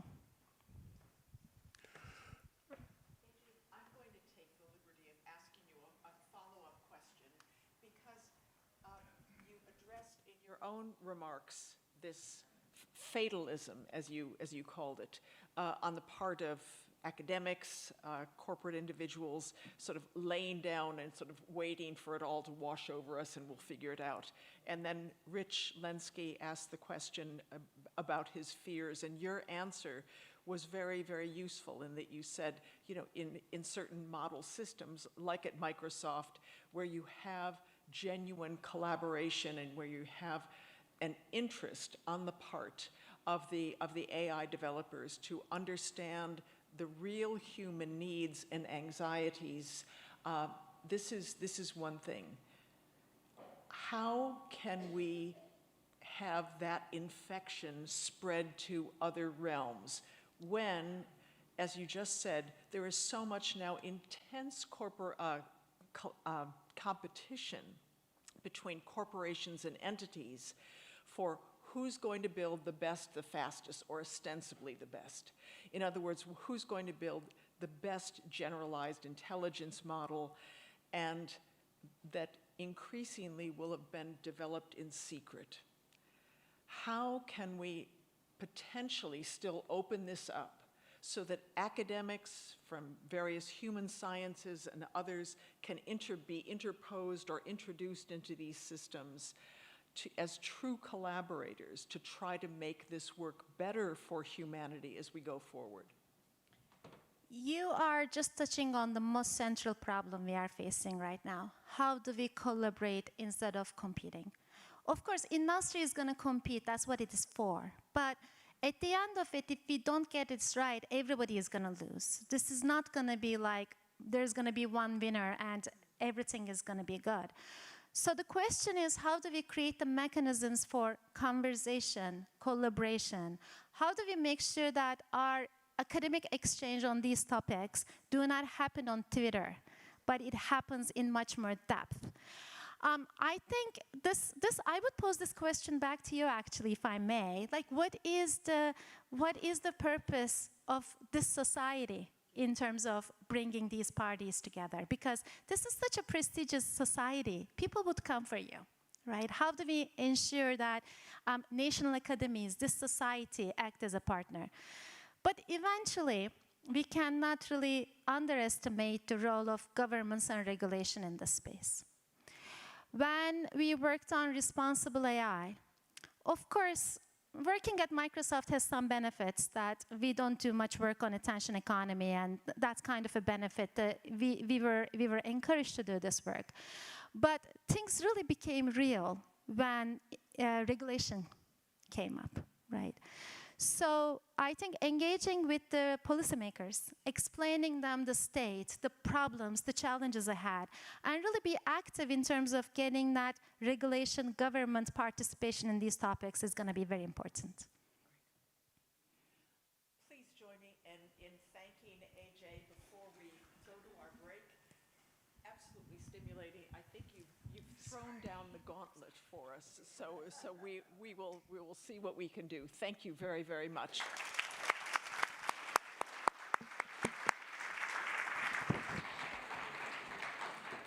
Before we go for our break, please, I'm going to bend your ear with a few other things, including an entreaty for you to, if you have found your idea that you want to express in a lightning talk for the APS, we have our staff members ready to listen to you at the break or any time today, so please don't hesitate to contact somebody at the back of the theater. We really welcome members who are willing to come forth. Don't worry about having, a polished script. We want to hear what's on your mind, what you're thinking about, what you've discovered, what you hope to discover. And on a much more concrete note, I would like you, as you drink your coffee, to contemplate that in 2026, the APS and the United States will experience a very important anniversary. And one of the ways in which the APS is hoping to celebrate that's very special anniversary is through the award of one of the APS's most prestigious prizes, the Magellanic Premium. So we hope to award the Magellanic Premium at our joint meeting in July with the Royal Society in London. This Magellanic Premium was originally instigated by a gift by John Hyacinth de Magellan in 1786. And the award is the oldest scientific prize in the United States and has been awarded less than 40 times in over 200 years. The award originally was for the author of the best discovery or most useful invention relating to navigation, astronomy, or natural philosophy, mere natural history only excepted. Today, the Society interprets this as an honor as an honor for individuals who have made fundamental discoveries that deepen our understanding of the universe, life, mind, and society, as well as for creative and practical innovations that advance human flourishing and address pressing scientific challenges.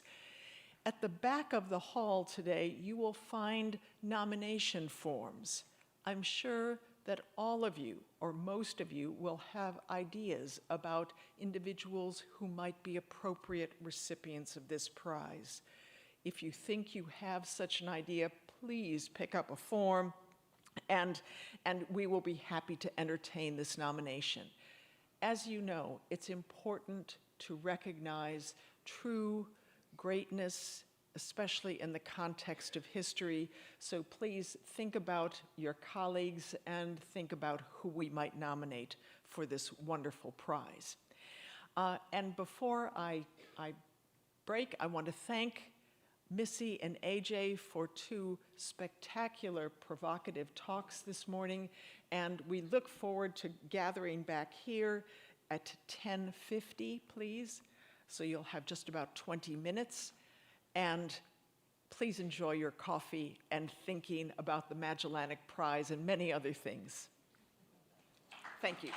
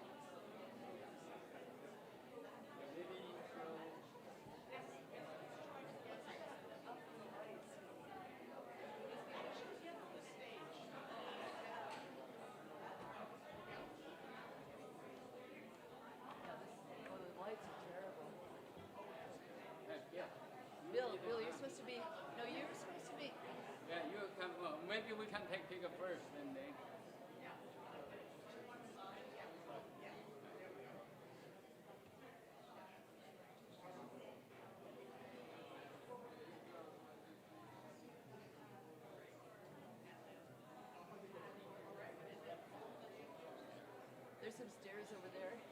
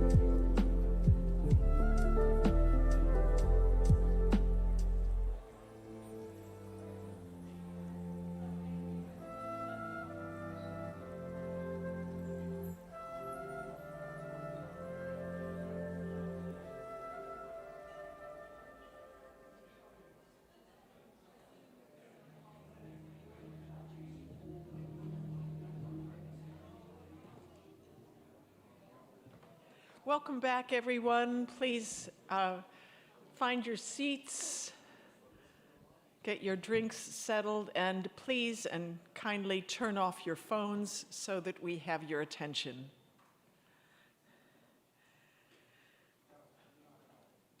I'm delighted to introduce one of our superb local scientists,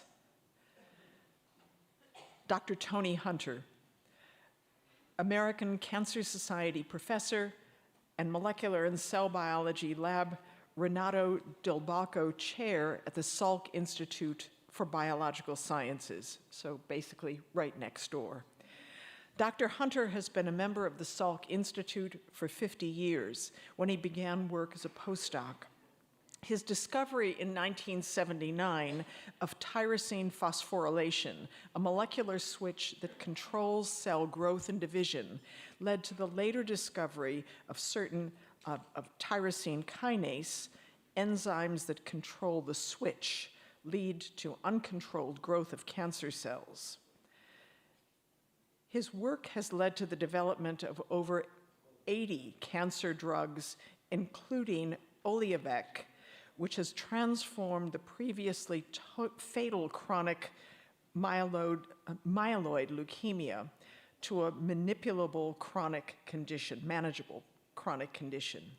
Today, Dr. Hunter's lab applies cutting-edge molecular, genetic, and cell biology techniques to better understand how chemical additions to proteins can control certain proteins, can control cancer proteins. Dr. Hunter, you have the privilege of addressing this rapt crowd who are excited to hear about your discoveries and what you're doing. So please, let's welcome Tony Hunter to the stage.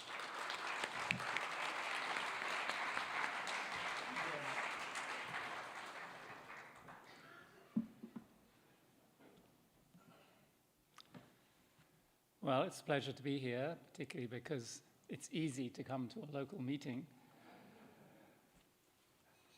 So what I thought I would do today is to discuss why cancer is such a hard disease to treat and to cure. And I thought I'd begin,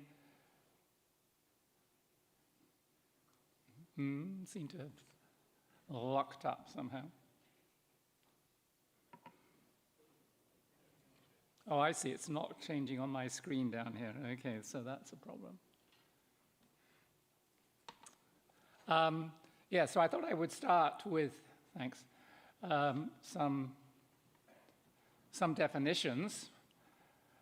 The Greek physician Hippocrates created two terms to describe cancer: onkos, meaning a mass or swelling for benign tumors, and karkinos, meaning crab, for malignant tumors, because he thought the finger-like spreading projections from a cancer resembled a crab. And you can see that in this section of a breast cancer. You can see the threads of the tumor spreading out from a center here. And then the word tumor comes from the Latin word tumere, which means, again, to swell. Now, cancer is a disease, at least the first record we have of it was from the Egyptians over 4,000 years ago in their texts. And examination of a 4,000-year-old skull suggested some efforts have been made to try and treat a cancer. So cancer remains a scourge worldwide. 20 million cancers were diagnosed in 2024 with 10 million deaths, with lung cancer accounting for about 12% of all cancers and breast cancer around 11% of all cancer. In the US, the numbers are really similar, 2 million new cases last year with over 600,000 cancer deaths. And cancer, as we heard earlier in the meeting, is the second leading cause of death, just behind cardiovascular disease. And in terms of the frequency of cancers, you can see from the 2024 data that the most common cancers were breast, prostate, lung, and colorectal cancer. Now, there has been some success in reducing cancer mortality. As you can see, for the bell-shaped curve for lung cancer, there's been a significant drop over the last 30 years or so. This is largely due to smoking cessation and partly due to better treatments. There's been drops in colorectal cancer, probably due to colonoscopy diagnosis, and also in breast cancer, largely due to successful treatment. So we recognize 3 different types of cancer. Carcinomas, the most common cancers, derived from epithelial cells such as breast, lung, colorectal. Sarcomas derived from mesenchymal cells, bone and muscle. And leukemia and lymphoma derived from blood-producing cells.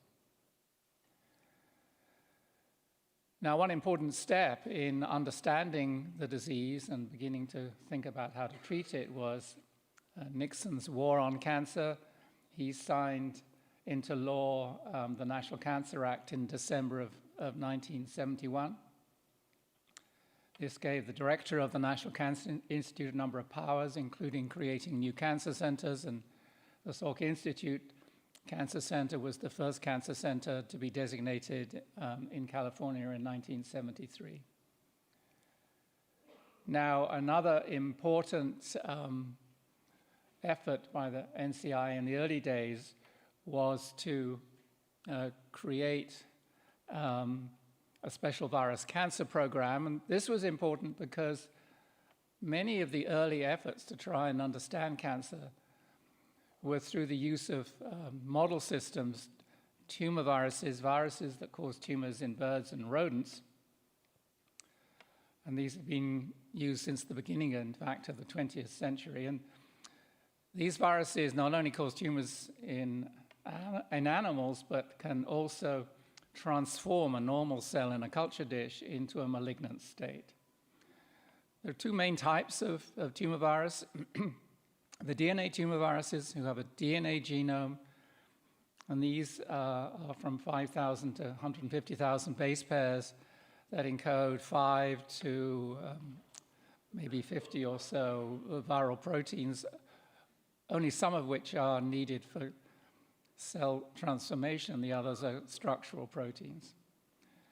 And then the RNA tumor viruses, so-called retroviruses, have a single-stranded RNA genome that's copied into DNA to be integrated into the cellular genome, and these transform cells by having captured a cellular gene. As an example, you can see here normal cells on the left, and sarcoma virus transform cells on the right. And if you look at the scanning electron micrograph on the bottom, you can see how these cells have rounded up and become detached. Properties you would expect of a cancer cell. Now, we've known for many years that cancer has a genetic basis, and as a resulting from mutations in cellular genes. And in the 1950s, Richard Dove, the British epidemiologist, deduced, based on the shape of the age incidence curve, that 5 to 7 genetic changes would be needed to create a cancer.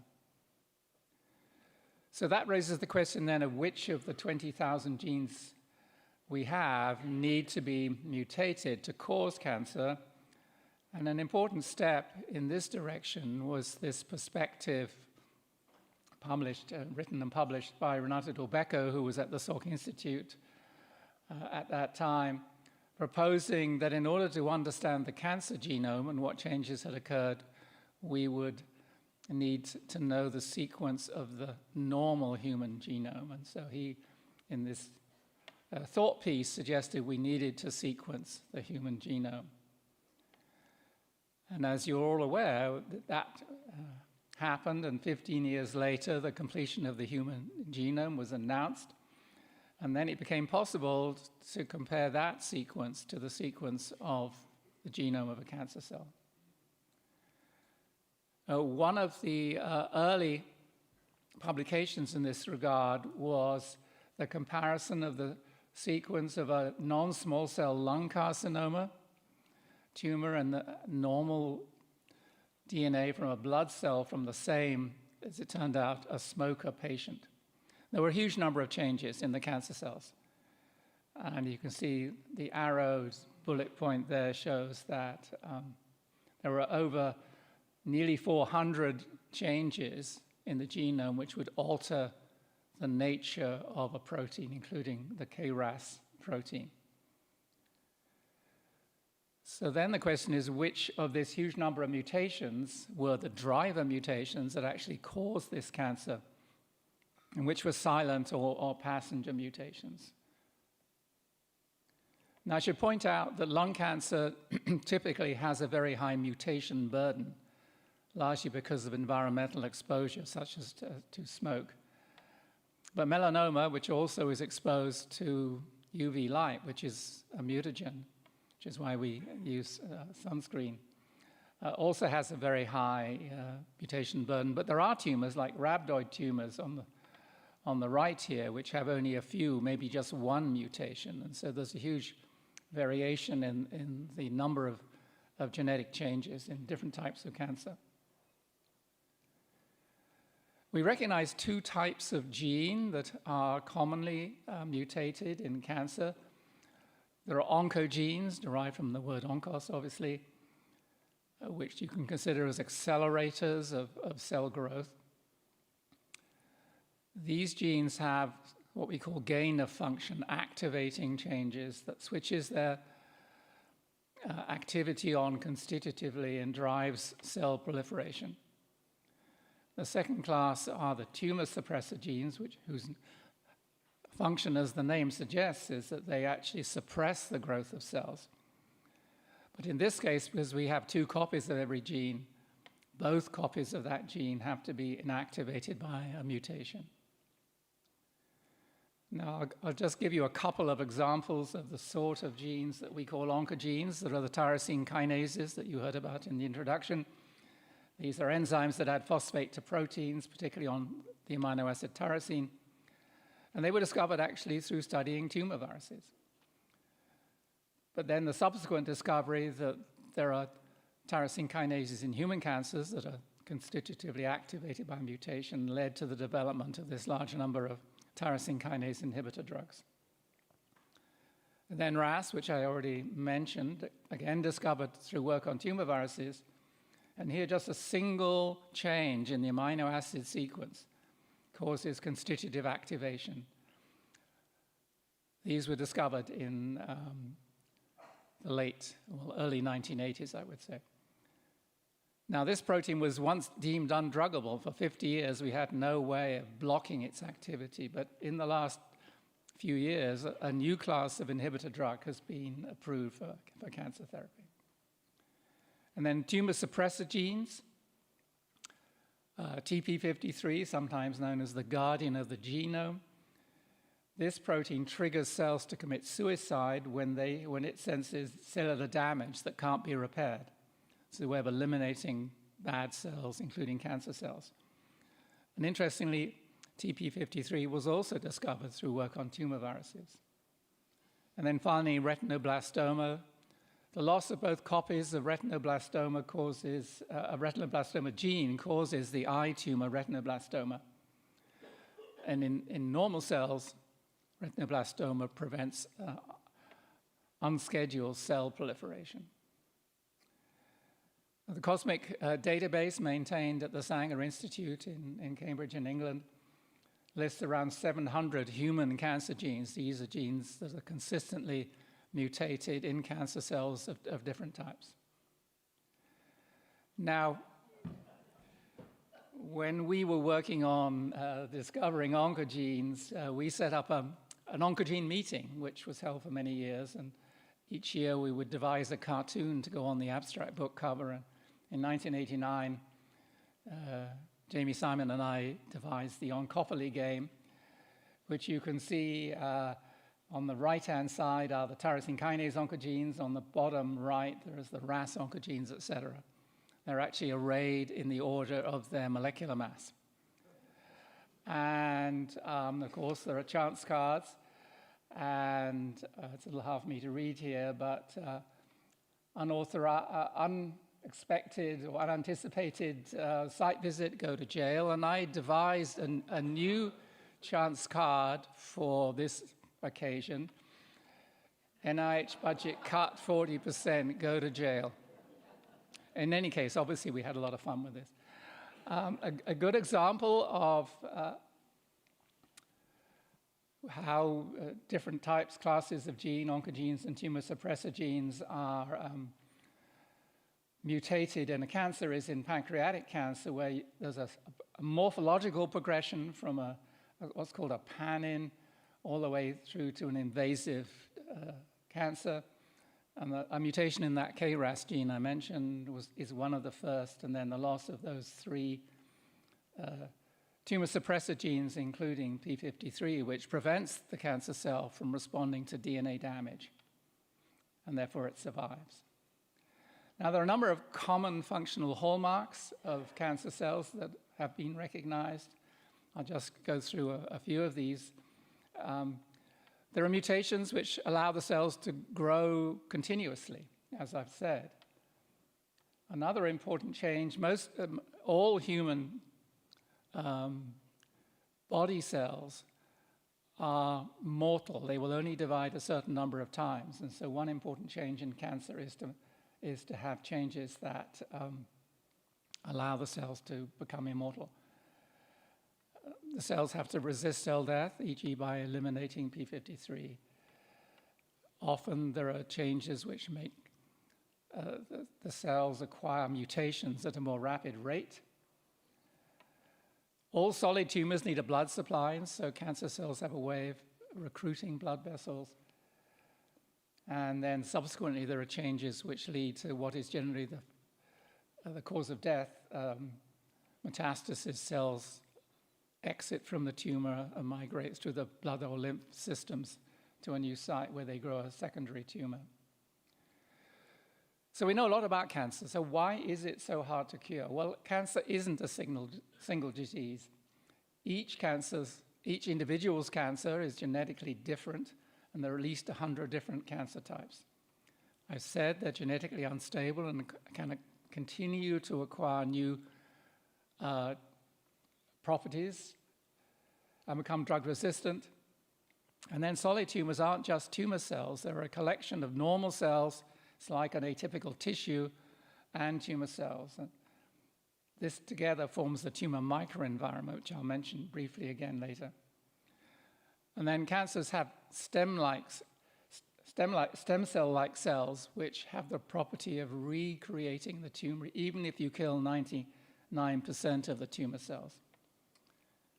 And then cancer cells have redundant mechanisms for proliferation. You can block one pathway, they switch on another, and we often think of this as a cancer whack-a-mole when you block one pathway and another one pops up. Now, traditionally, cancer treatment has been through chemotherapy or radiation, and these strategies are still widely used and indeed are necessary. So, for instance, Taxol, used in treatment of many cancers, blocks the formation of this cellular skeleton. But we've had a huge amount of success in developing targeted therapies, typically small molecules or maybe proteins like antibodies directed against a single altered protein in cancer cells. And here are some examples. I'm not going to take you through this. I'll just talk about a couple of them. Chronic myelogenous leukemia. You just heard that Gleevec is an amazingly successful treatment for chronic myelogenous leukemia, or CML. It targets the activated tyrosine kinase that drives this leukemia.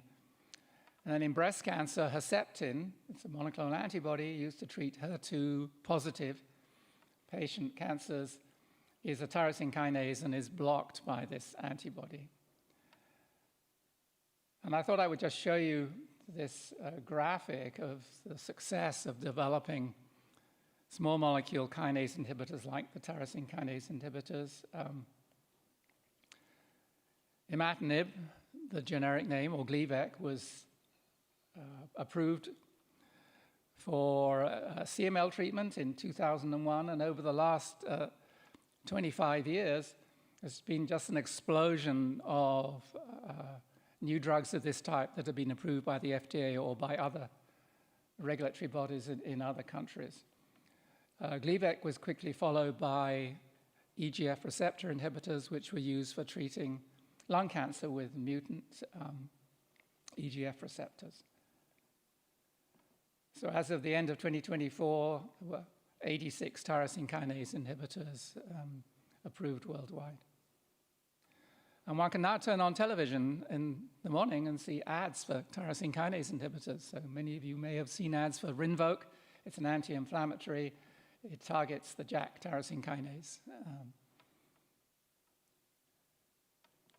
Another great success is in acute promyelocytic leukemia, where a combination of all-trans retinoic acid, that's the retinoic acid you put on your skin to make it look beautiful, and arsenic trioxide cures people of this disease, which is amazing.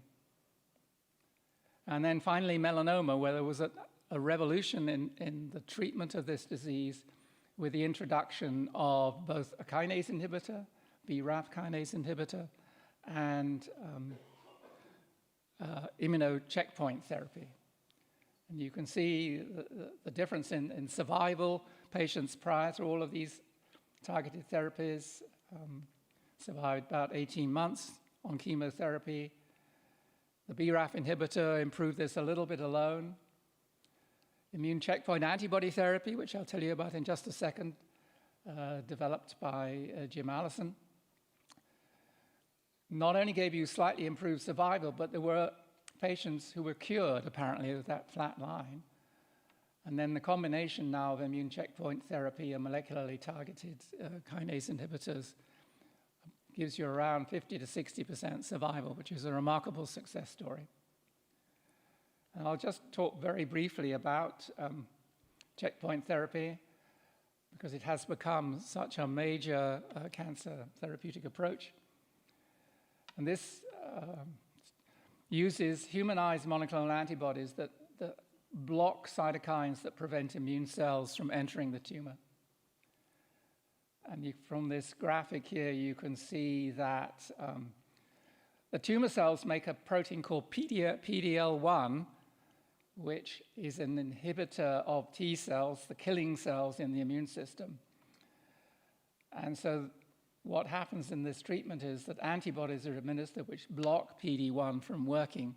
And so now the T cells are licensed to kill the tumor cells.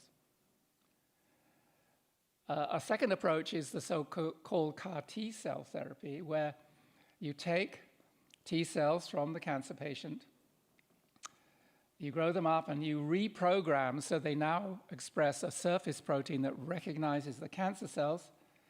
You amplify these in culture, and then you put them back into the patient.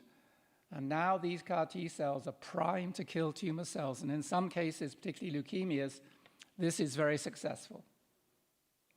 And then finally, a more recent approach is the so-called bispecific antibodies, in which you engineer an antibody with two handles on it. One handle recognizes the tumor-killing cell, T cell, and the other recognizes the tumor cell. It brings these cells close together when it binds both of them and allows the T cell to kill the tumor cells.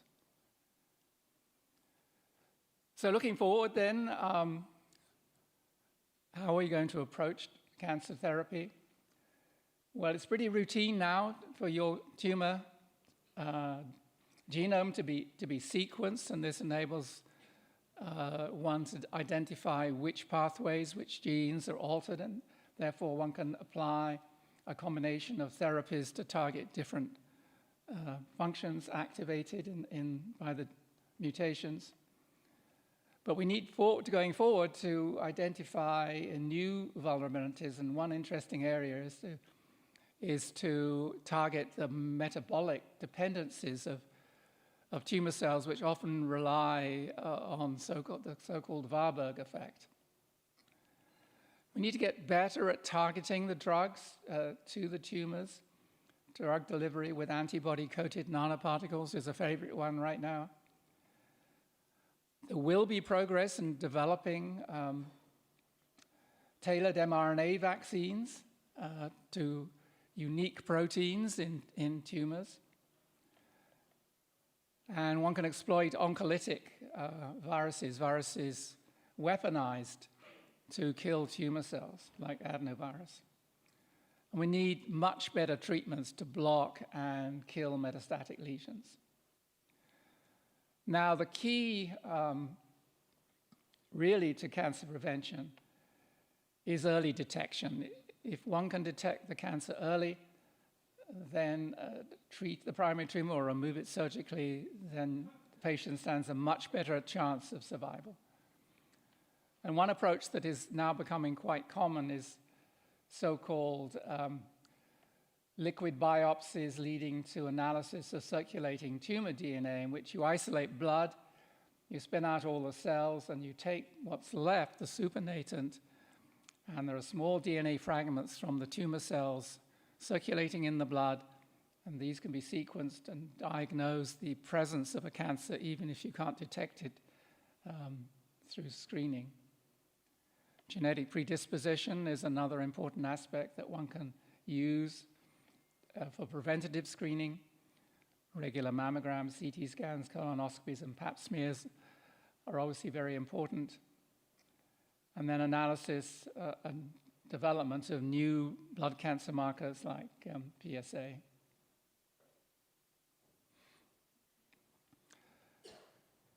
So what can we expect in the next 10, 20 years? Obviously, I said, and I won't take you through everything on this, but the first stepping stone is to have tumor DNA sequencing. Another important area that I touched on is to treat the whole tumor and not just the cancer cells. One can block signals that are produced by normal cells that are activating the tumor cells with antibodies or with small molecule drugs. And so that's a very exciting area that many people are working on. There's a new class of drug called degrader drugs, which not only bind to the target protein, but cause it to get destroyed. This is another exciting new area.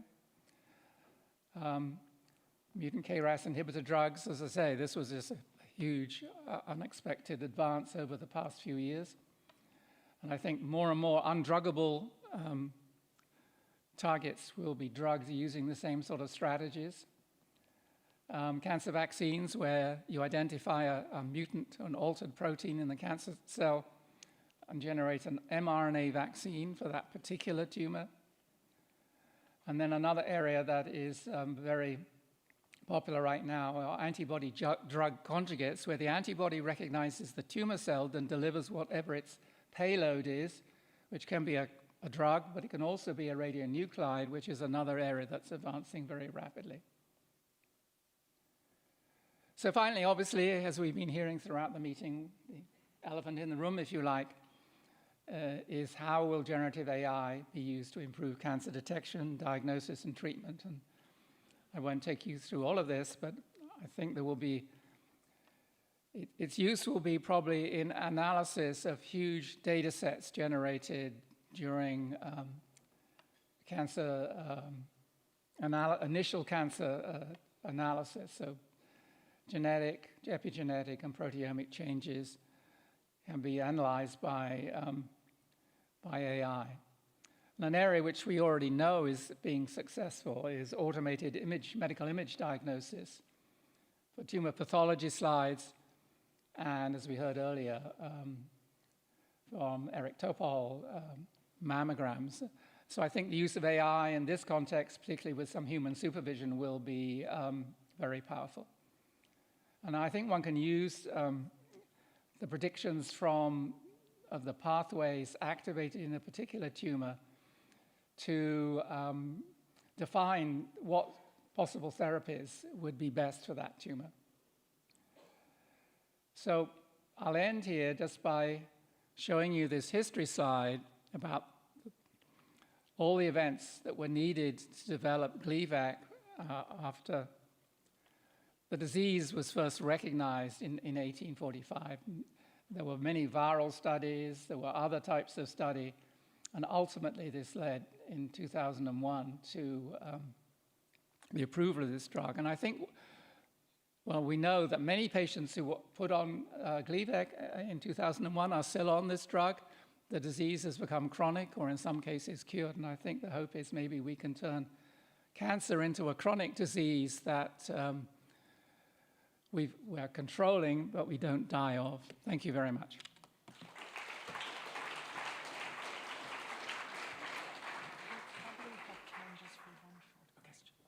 Thank you very much, Tony.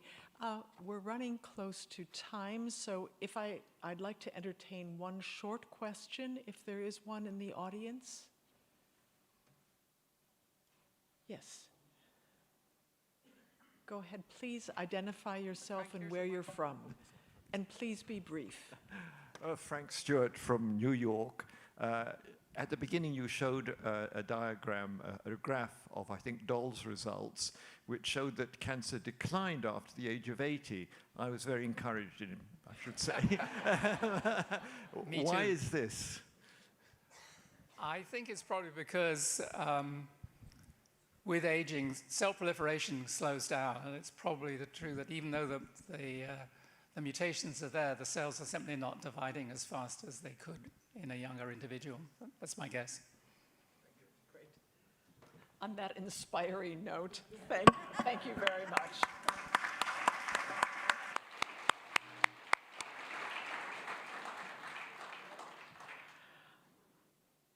Our next speaker is actually a pair of speakers, Mohammed Obaid, Mirza Endowed Chair in Global Learning and Associate Professor, Director of the Virtual Reality Program and Co-Director of the Shenandoah University Center for Immersive Learning, and Warren Hofstra, Stuart Bell Professor of History at Shenandoah University. Dr. Obaid's research focuses on advancing modeling and simulation engineering with emphasis on synthetic environments and medical-oriented simulations. He uses extended reality platforms, interactive and predictive simulation, and computer-assisted interventions to better understand topics in medicine, among other applications. Dr. Hofstra has taught history at Shenandoah for over 45 years, and his research has focused on the American frontier, Virginia history and culture, the Cold War, and vernacular architecture.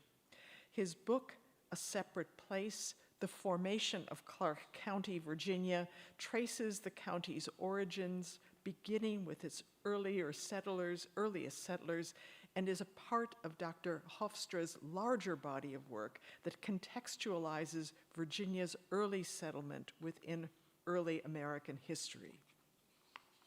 Together, Dr. Obaid and Dr. Hofstra are collaborators on the, quote, Great Experiment, unquote, an immersive virtual reality experience that places participants within a key moment in American history, the Constitutional Convention of 1787. Their talk, the room, where and when it happened, what virtual reality and the Great Experiment reveal about American democracy, will share more about this unique experience and, I hope, their collaboration. Please welcome Mohammed and Warren to the stage, please.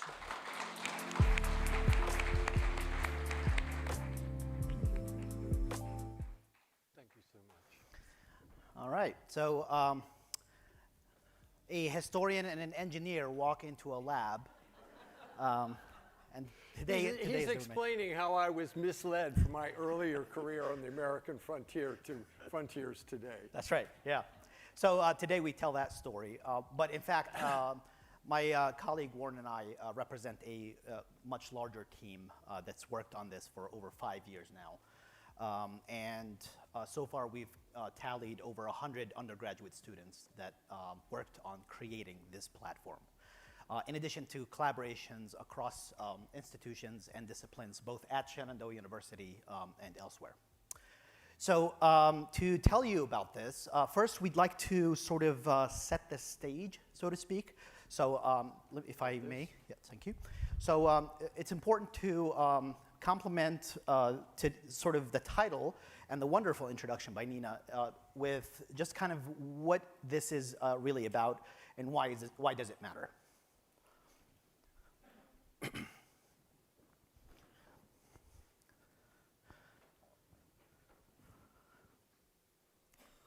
So there should be a video. I see it on my screen.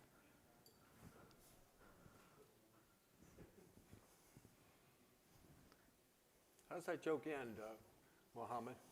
A historian and a simulation engineer walk into a bar? A lab, actually. But lab? Here we go. Okay. Now we see it. We should have audio too. Thank you.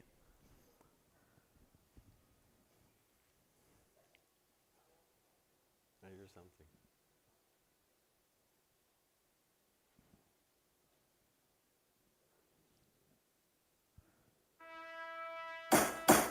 We begin today with item number 7 from the plan, the so-called Virginia Plan. This is our moment in history. We must do everything in our power to promote the general welfare. We are engaged now on deciding that important subject of how to select our national executive officer, our president. No easy task. I favor the appointment by the legislature. Give the people their voice. I am against a popular election. But the people are a problem. I came here as a representative of America, and in some degree, as a representative of the whole human race. I was pulled both ways. That's the dilemma. Nothing is simple. The decision on it might be yours to make. Ha! Other delegates will dispute you, but that is how we make decisions. Let us join them. So you'll notice the title, which my colleague will comment on further, is The Great Experiment. But before we get there, I want to sort of evoke a few thoughts here, specifically related to a very specific sensation. And it doesn't have necessarily to do with virtual reality. You know, when you're reading a very good book or maybe watching a engaging movie, this sense of being there, this almost internal psychological feeling of being sort of lost in the environment that you're in, whether that's a real environment or one that it is simulated or you're immersed in. This sense of sort of being too engaged or maybe fully engaged to a sense that you feel like you reside in that environment, even for a few seconds. And this effect that this experience has on our awareness of where we are, and perhaps some sort of illusion that we're being transported to a different place or time. This sensation does have a name in the literature, and it's called presence. So presence, if we were to kind of focus on it, it is something that we can comment on. However, we do ask ourselves how and how do we describe it? How do we measure it? Is it even measurable? So it turns out it's pretty subjective. And in the literature, there is a separation between presence as a phenomenon and the phenomenon of immersion, right? Immersion does lead to presence, but how much? Well, it depends on you, me, and everybody else. Because it's very difficult to quantify. It's cognitive. It can be experienced, but really hard to describe. And it depends on the degree to which the synthetic nature of the environment that we're in goes unnoticed. But it is dependent heavily on the context and the story and the user, that very specific user's response to an environment like this to begin with. But the outcome is some sort of unawareness to where they are and where they are in real life and complete engagement. We focus on this phenomenon today, and we look at implications that this phenomenon has on how we retain information, and how does this relate to skill acquisition when it comes to training, perhaps.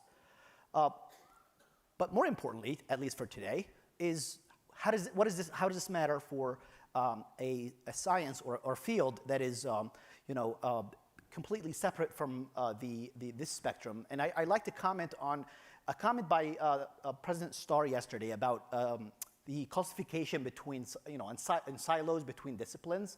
And one thing that we've been engaged with for years now, Warren and I, is to really do just that, is to transcend these boundaries between these domains. So, go ahead. And just to kind of set this up for Warren, what you're looking at right here is the assembly room of the installation for 1787 assembly room in Independence Hall. Most of you are no strangers to this room, and you've been there. And what this team has done, is to create a virtual counterpart of that room. This is the digital twin that this team has built by visiting and working with MPS. And together, we now have this platform that we can start to curate knowledge in. And Warren will tell us more about why. Well, this is the room where the Declaration was debated and signed in 1776. Of course, that's part of the 250th anniversary celebration of next year. It's also the assembly room of the Pennsylvania legislature, where the Continental Congress met in 1787. Virtually, we can be in that room. And in fact, this afternoon we'll be demonstrating the great experiment, so anyone here can virtually be in Philadelphia. So the great effort of the American Philosophical Society to make this tremendous trip here is subverted by our efforts to bring you back to Philadelphia virtually. But we have to ask, what's the value added to a virtual experience? What do we gain by it? Well, let's think of virtual reality as an immersive technology, immersive history, as a medium for composition and creation, a communication.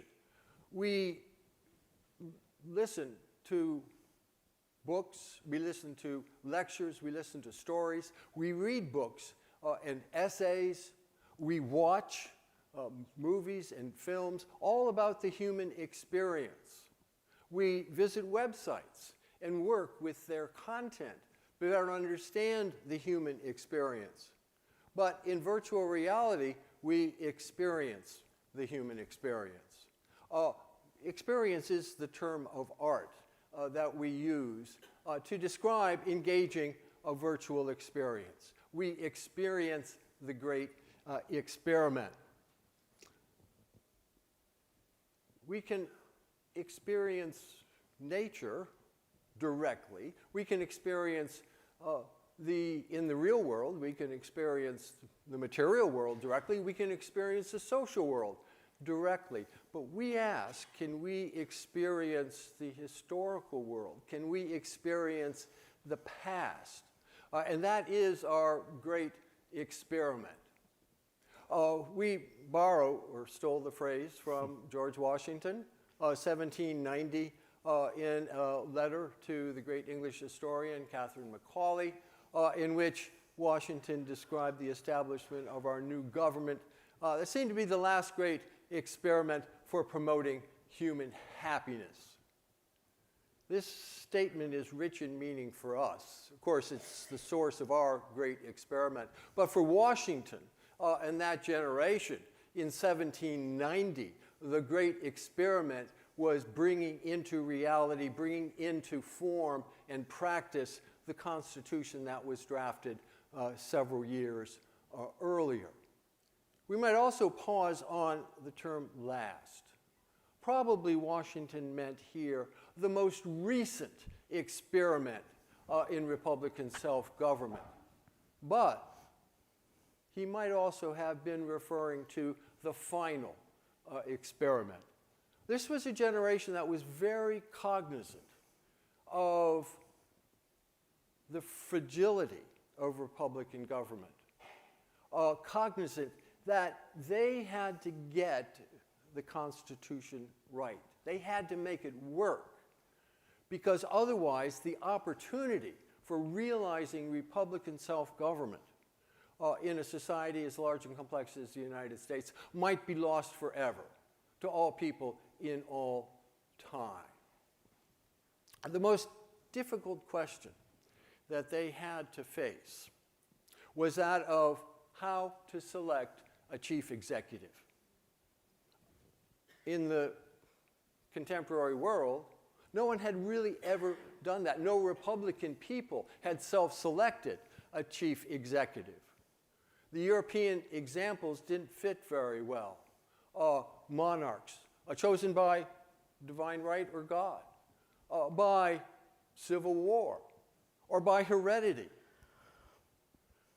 The delegate from Pennsylvania, James Wilson, made this clear when he said that the issue was the most difficult that the convention faced. And in fact, the convention, the delegates debated it from almost day one in early June when Wilson first articulated the idea to the second week in September when it was finally adopted into the Constitution. Wilson observed that this issue would divide the people out of doors. And indeed, it has over 250 years. More proposals for amending the Constitution and addressing the electoral system that we have, amending it or changing it, have made than for any other provision of the Constitution. Proposals, almost 800 in the years since it was originally drafted. And of course, it doesn't work as it was originally intended. And we know that. But the delegates from June to September debated this issue. They discussed it. They argued over it. They reasoned together on it. They made motions and voted, overturned those motions. They sought consensus. They sought compromise. In a sense, the debate itself was sublime, insofar as it lifted these delegates out of the ordinary and asked them to rise above themselves to seek a solution to a problem that no one had really ever faced. This sense of elevation was most clearly communicated, most pathetically, most passionately by George Mason in a letter to his son that he wrote in June of 1787, when he said, "To view through the calm, sedate medium of reason the influence which the establishment now proposed may have upon the happiness or misery of millions yet unborn is an object of such magnitude as absorbs in a manner, suspends the operation of human understanding." I think we'd agree that George Mason might have really understood what you were saying about presence in virtual reality. Yeah, there's a few questions that this really poses here. Mason's words really, and this, I'll say Warren has sort of set the urgency of these moments, and the more important the moments, the more vital its implication in both education and scholarship. So we pose some questions here, and perhaps this is where the experimental nature in the name of this project comes in. Is this scholarship? Traditionally, scholarship is the creation and dissemination of new knowledge, right? So, and it's based on evidence. Well, virtual reality as a medium compared to other mediums, could this be a medium for scholarship? That's one question. The second question is, what can we learn in this state of suspended understanding that Mason talked about? So its implications in education. And lastly, can we practice? Can we actually place people in the practice of civic discourse and actual deliberation in such an environment if we were to curate one like the same one that they were in 1787? Well, we're very cognizant too, but let me just add, about how timely this civic experience of reasoned debate is in our political society today. Right.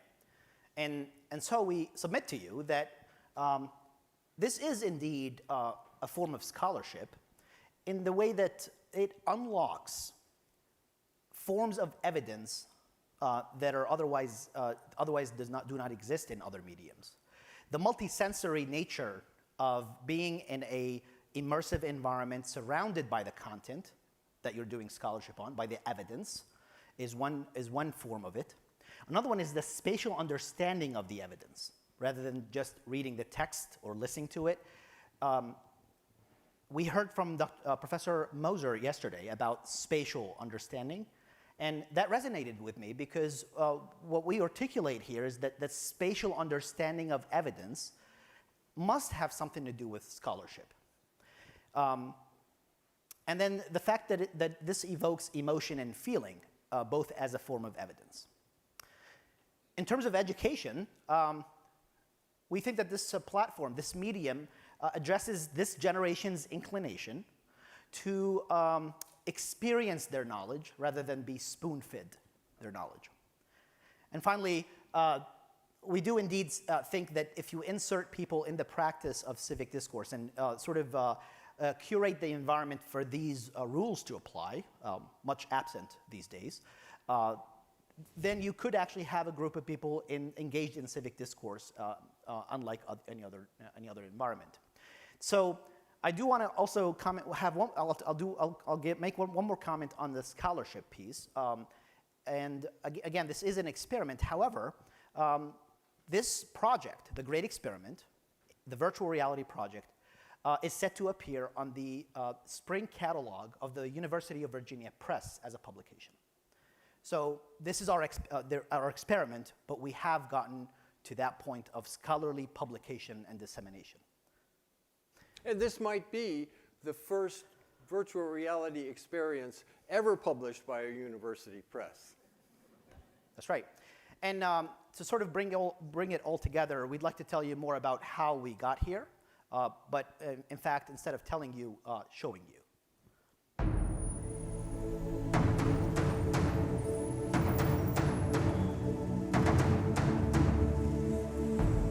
Dusty old documents sometimes don't appeal to us. Revisiting these values will definitely help us to remember what we were aiming at when we started our journey. It's, as we used to say, way cool. This was a group of people sitting around in 1787 trying to figure out what this country is going to look like. They admitted it was the most difficult question that they faced in creating the Constitution. You got to know what's in the Constitution. You need to know what your rights are as a person who lives in the United States. We get to make something that is so abstract that most Americans don't even understand the Constitution. You get to actually live in the moment in VR. You are there. Looking at it from its completed version, it's phenomenal to see the leaps and bounds that it has come.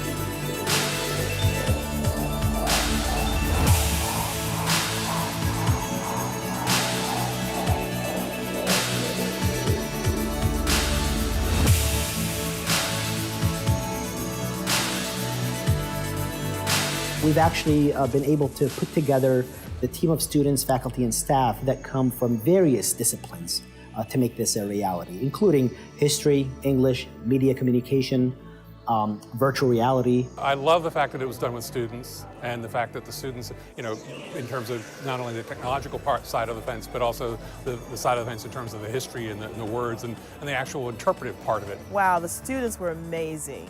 The students were so helpful and so encouraging and so knowledgeable. One of the proudest moments of this is that at launch, I was able to point to this project and say, this was built by students. I think this is something that we're all proud of. Even when I'm at the very top of my game, I'm never going to be able to replicate in the classroom what somebody can get from a couple minutes of watching, you know, the great experiment. What I did really appreciate about it is the depth that it was researched. The rising sun chair was, I took a lot of pride in that because there was a lot of research that went into recreating that object so that it was identifiable as such. A lot of my effort and time went into day 2. Another thing is the subtitles and captions for all that. In VR, if it's done well and it creates that psychological immersion, man, you've got something that just really hits home. In this situation, I've already watched a group of students understand it so deeply that they had personal, visceral perspectives on the topic. It feels natural. It feels like you're really there. And you know it's an illusion, but it doesn't matter. We can not only put people in the room where it happened, but we can put people in the room when it happened.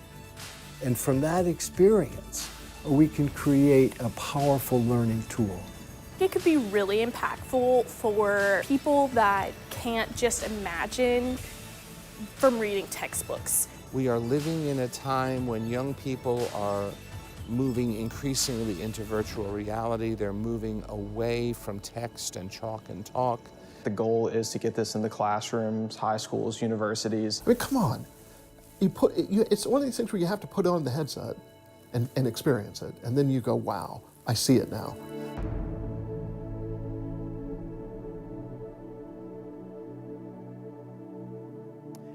And we invite you to do so. We invite you to do so today, next door. We actually brought the technology with us. We shipped it over to California to have you all come in next door, Ballroom F, I think. Just when you go out, just take a left. We will welcome everybody to come and try it. We also welcome all of you to try it even any other time. The website that you saw, and you'll also be able to find it on these QR codes, will direct you to where you can, for your own institution, university, etc., get the great experiment, which we are making and letting go for free as an app for everyone to use. It's a virtual reality platform that I think has implications, immediate implications. But what we're most excited about is the model that this actually creates in terms of scholarship and information dissemination as one that sort of keeps up with current generations. And the question of whether or not this is scholarship is one that we keep close to our hearts.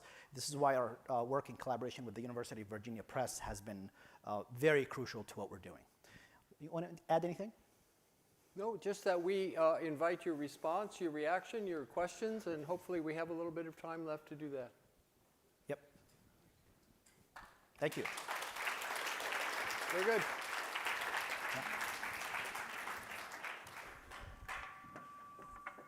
That was astounding and uplifting. But I want to get under the hood of your collaboration a little bit more, because I'm sure this didn't come about at random. And so the first question, I know there will be others, but briefly, if you could tell us how you two got together and decided to actually work on this, because this is not sort of an overnight project, right? Well, let me just start with our origin story, very compressed. I'm a historian, and from the introduction, pretty traditional one, documents, books, articles, so forth and so on. But I struck up a collaboration with a gentleman you saw, J.J. Rosella, who was the director of our theater department at Shenandoah University. And we collaborated on a production. He was the director of To Kill a Mockingbird. And he asked me to develop an installation for the lobby that was relevant to Kill a Mockingbird. And what we did, and I worked with students, I worked with the black community in Winchester, the NAACP, we reconstructed in a series of panels a tragic event that took place in 1944, and that was the legal lynching of a young black man. But this was such a powerful experience, theater combined with history. JJ then moved into the world of simulation and was the founding director of our skill lab.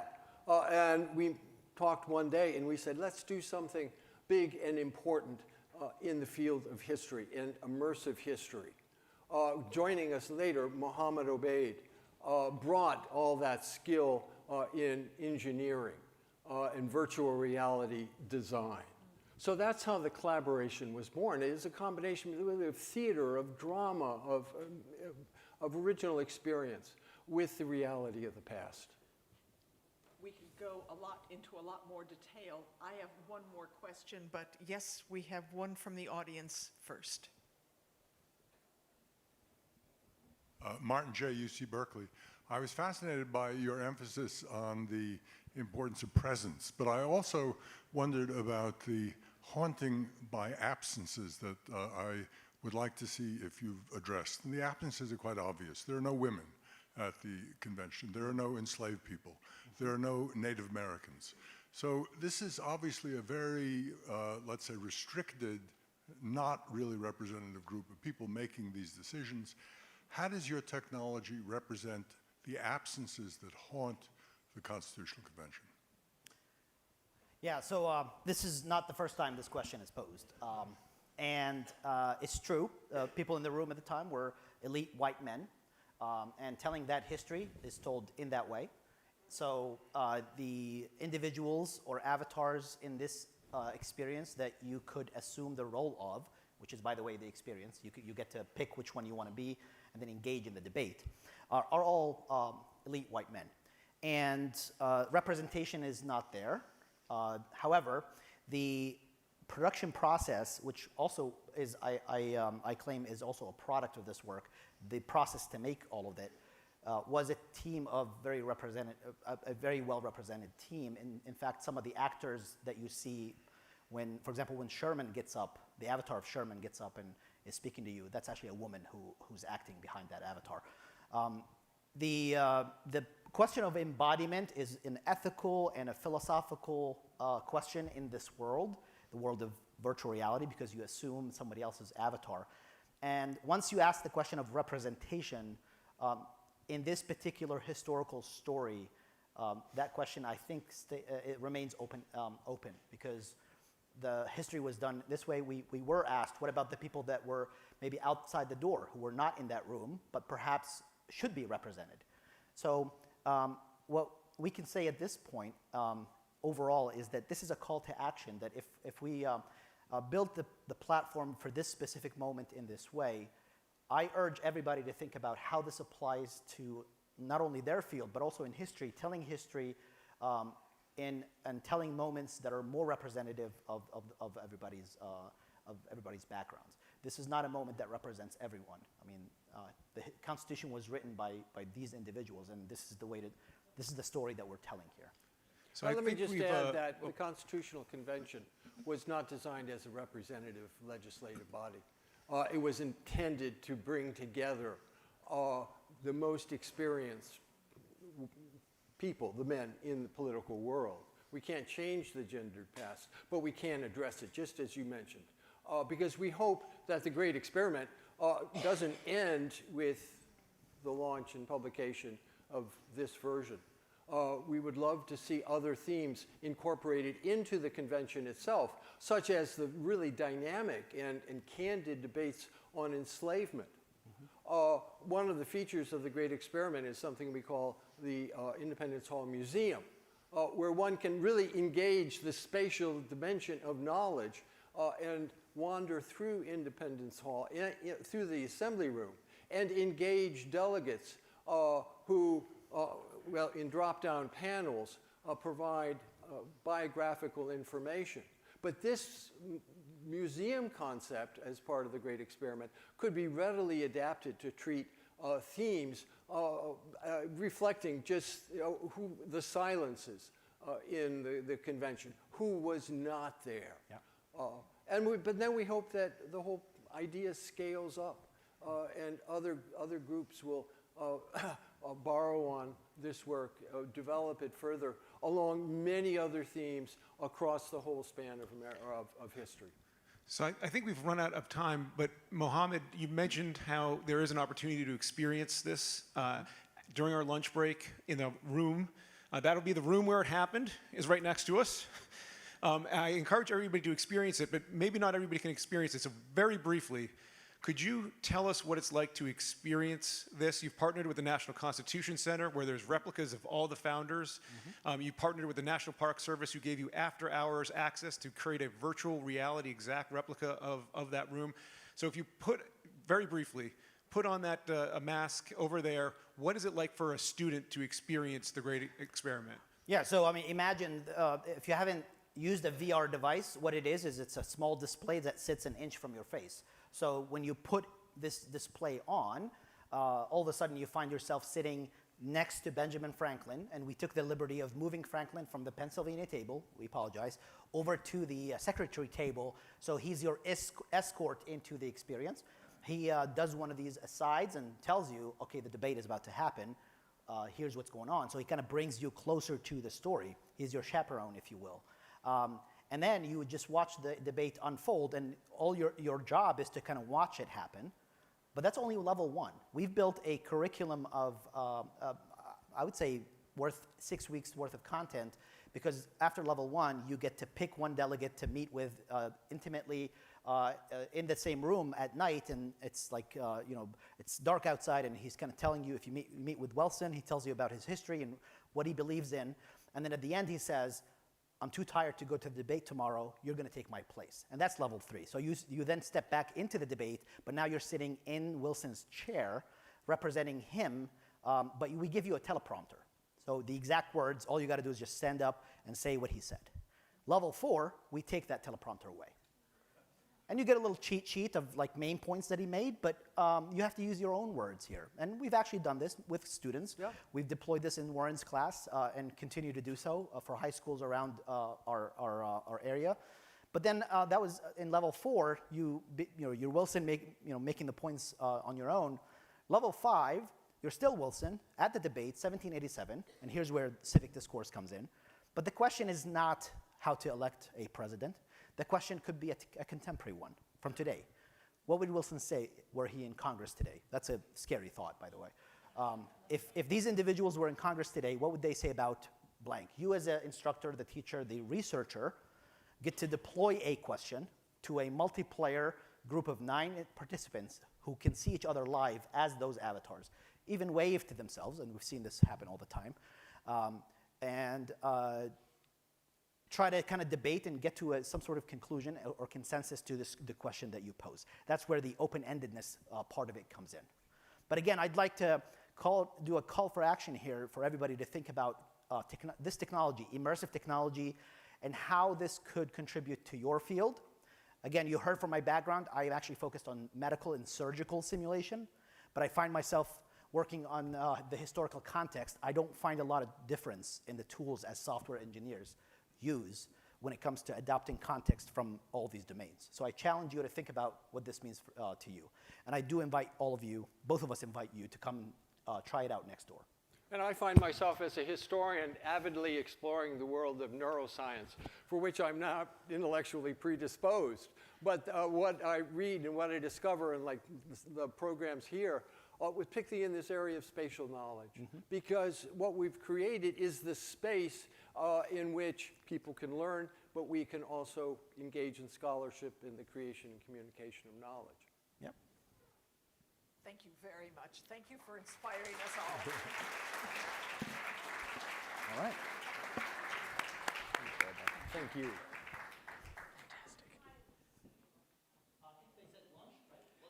Yes, this will be, correct me, is that at lunchtime that the simulation will occur, Patrick? Yes.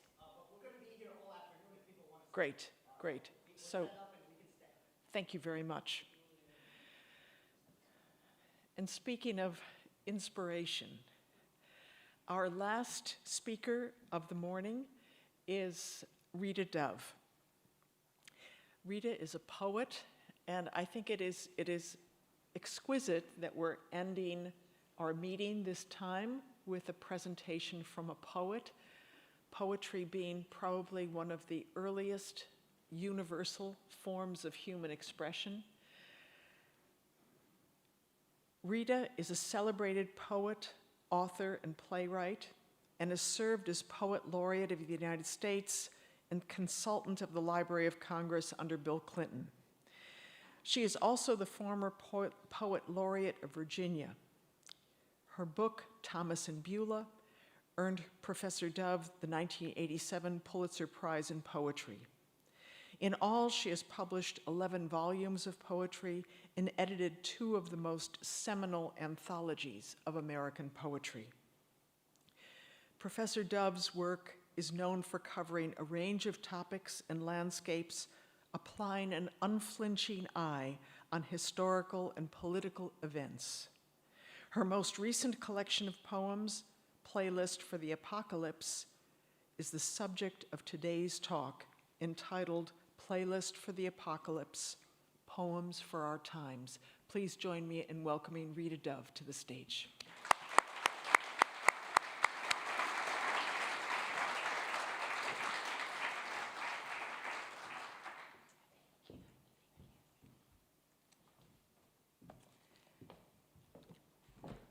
Hello, all. I'm not sure. It is afternoon, officially afternoon.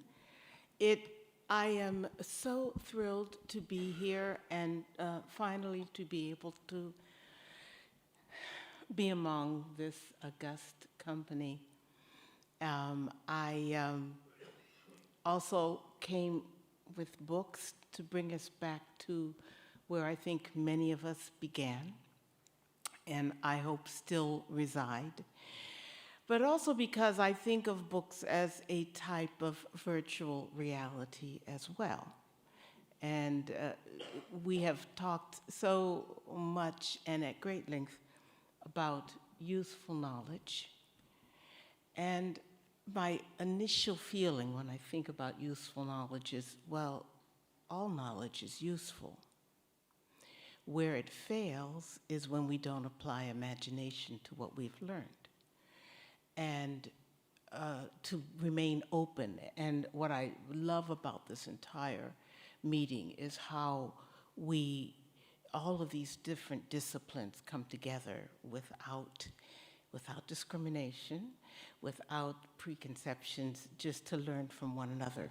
So let me bring you into the world of poetry. And I'm going to begin actually with a couple of poems that are from an earlier collection. I wanted to do this is my love song to librarians, because that was where the world opened up for me. It was the best bargain in the world to be able to walk down to the branch library and get something for free that gave me, in fact, the universe. Maple Valley Branch Library, 1967. For a 15-year-old, there was plenty to do. Browse the magazines, slip into the adult section to see what vast tristesse was born of rush hour traffic, décolletés, and the plague of too much money. There was so much to discover.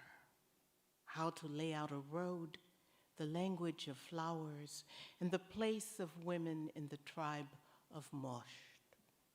There were equations elegant as a French twist, fractal geometry's unwinding maple leaf. I could follow step by step the slow disclosure of a pineapple jello mold, or take the path of Harold's purple crayon through the bedroom window and onto a lavender spill of stars. Oh, I could walk any aisle and smell wisdom, put a hand out to touch the rough curve of bound leather, the harsh parchment of dreams.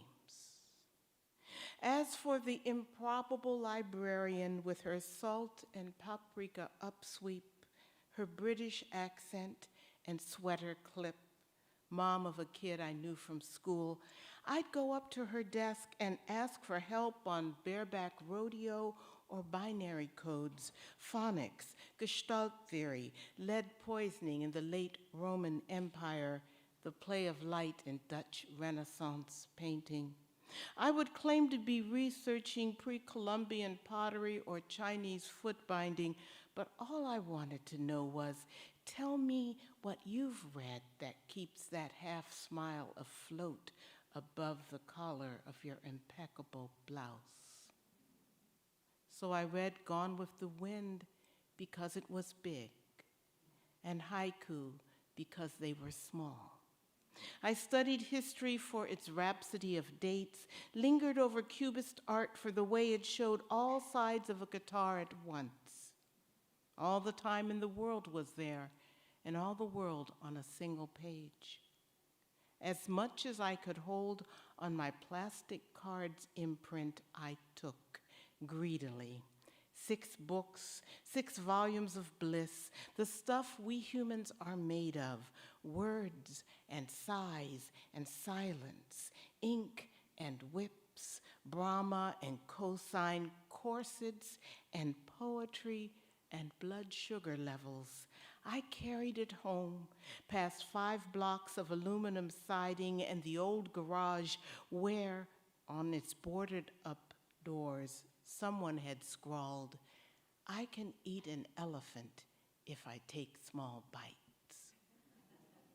Yes, I said, to no one in particular. That's what I'm going to do. Thank you. Thank you. Thank you. You don't have to applaud. Let's immerse ourselves in this. It's all well and good to take home all those books week after week, and that was the one place I could go to without much supervision, as long as I had read the books from the weeks before. But how do you apply it? What do you do with all of that stuff? And one of the times, I think, when I realized that imagination was what I needed to unify all of this, actually happened in this field of mathematics. I hit geometry. And geometry, as we all know, is one of the one places where those numbers that had behaved so nicely on flashcards and stuff like that, suddenly begin to drift off, and suddenly you have things without dimension, and you have lines without end. And I could not wrap my head around this for a while. I come from a family of scientists. My father was a research chemist. My brother was a computer scientist. And it was my brother who said, helpfully, you just have to imagine it. And he put me at his desk, he's 2 years older, and said, just sit here, you'll figure it out. So I sat, and I looked around, and I thought, well, here's a room. And the room has lines, and it has planes, and I can't tell what's beyond here. I don't know what's out there spatially, but I can imagine that there's another room, room F over there. I can imagine that the lines go on, and if I can do that, well then why not go on forever? Once I hit that point, I think something opened up even in terms of poetry. So this is my love letter to all of the mathematicians out there. Geometry. I prove a theorem, and the house expands. The windows jerk free to hover near the ceiling floats away with a sigh. As the walls clear themselves of everything but transparency, the scent of carnations leaves with them. I am out in the open, and above the windows have hinged into butterflies, sunlight glinting where they've intersected. They are going to some point true and unproven. So we're after always that unproven point. Playlist for the Apocalypse is my latest book, and the title came actually during the pandemic. I've been working on these poems, and some of them had not found their home yet, and suddenly I realized that in a way, poems are like a mixtape that we make to get us through life. And if you look at the word apocalypse, it does not necessarily or only mean destruction and the end of the world. It means something that is revelatory, that is so revelatory that it changes the way in which you look at the world now. And so it was in that spirit that I decided that I needed to title this book. My editor was not happy. She said, "Are you sure? I mean, that's a bit of a downer." I said, "Well, here we are." The clicker that I'm not using. I'll put it here. So I'm going to take you back to the early days of the University of Virginia, which is where I'm from, of course. And if you step on the grounds of the University of Virginia, you cannot do that without confronting Jefferson, Mr. Jefferson, excuse me, at every turn. But there are all of those hidden people, all of those silences, as was just discussed. One of those silences that kept sounding louder and louder to me was that of the life of Henry Martin, who had been the bell ringer at the University of Virginia for over 50 years. He was born on the day that Thomas Jefferson died. He was born on Monticello. And so I wanted to have him speak, and this is Henry Martin, bell ringer. I was given a name. It came out of a book. I don't know which. I've been told the great man could recite every title in order on its shelf. Well, I was born, and that's a good thing, although I arrived on the day of his passing, a day on which our country fell into mourning. This I heard over and over from professors to farmers, even dual-scarred students, sometimes in grand company, remarked upon in third person, a pretty way of saying more than two men in a room means the third can be ignored, as I was when they spoke of my birth and Mr. Jefferson's death in one breath, voices dusted with wonderment, faint sunlight quivering on a hidden breeze. I listen in on the lectures whenever I can, holding still until I disappear beyond third person. And what I hear sounds right enough. It eases my mind. I know my appearance frightens some of the boys, the high cheeks and freckles and not quite Negro eyes, flaring gray as storm-washed skies back home. It shames them to be reminded. So much for book learning. I nod as if to say, "Uncle Henry, at your service," then continue on my way through darkness to start the day.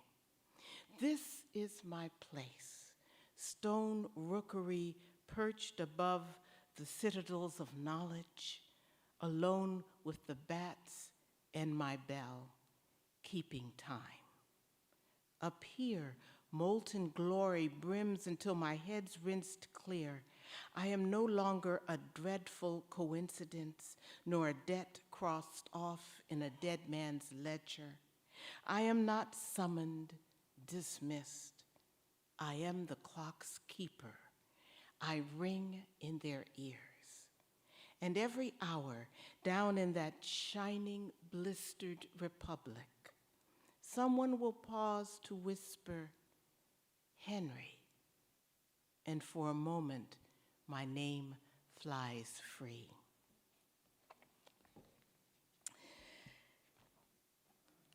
That is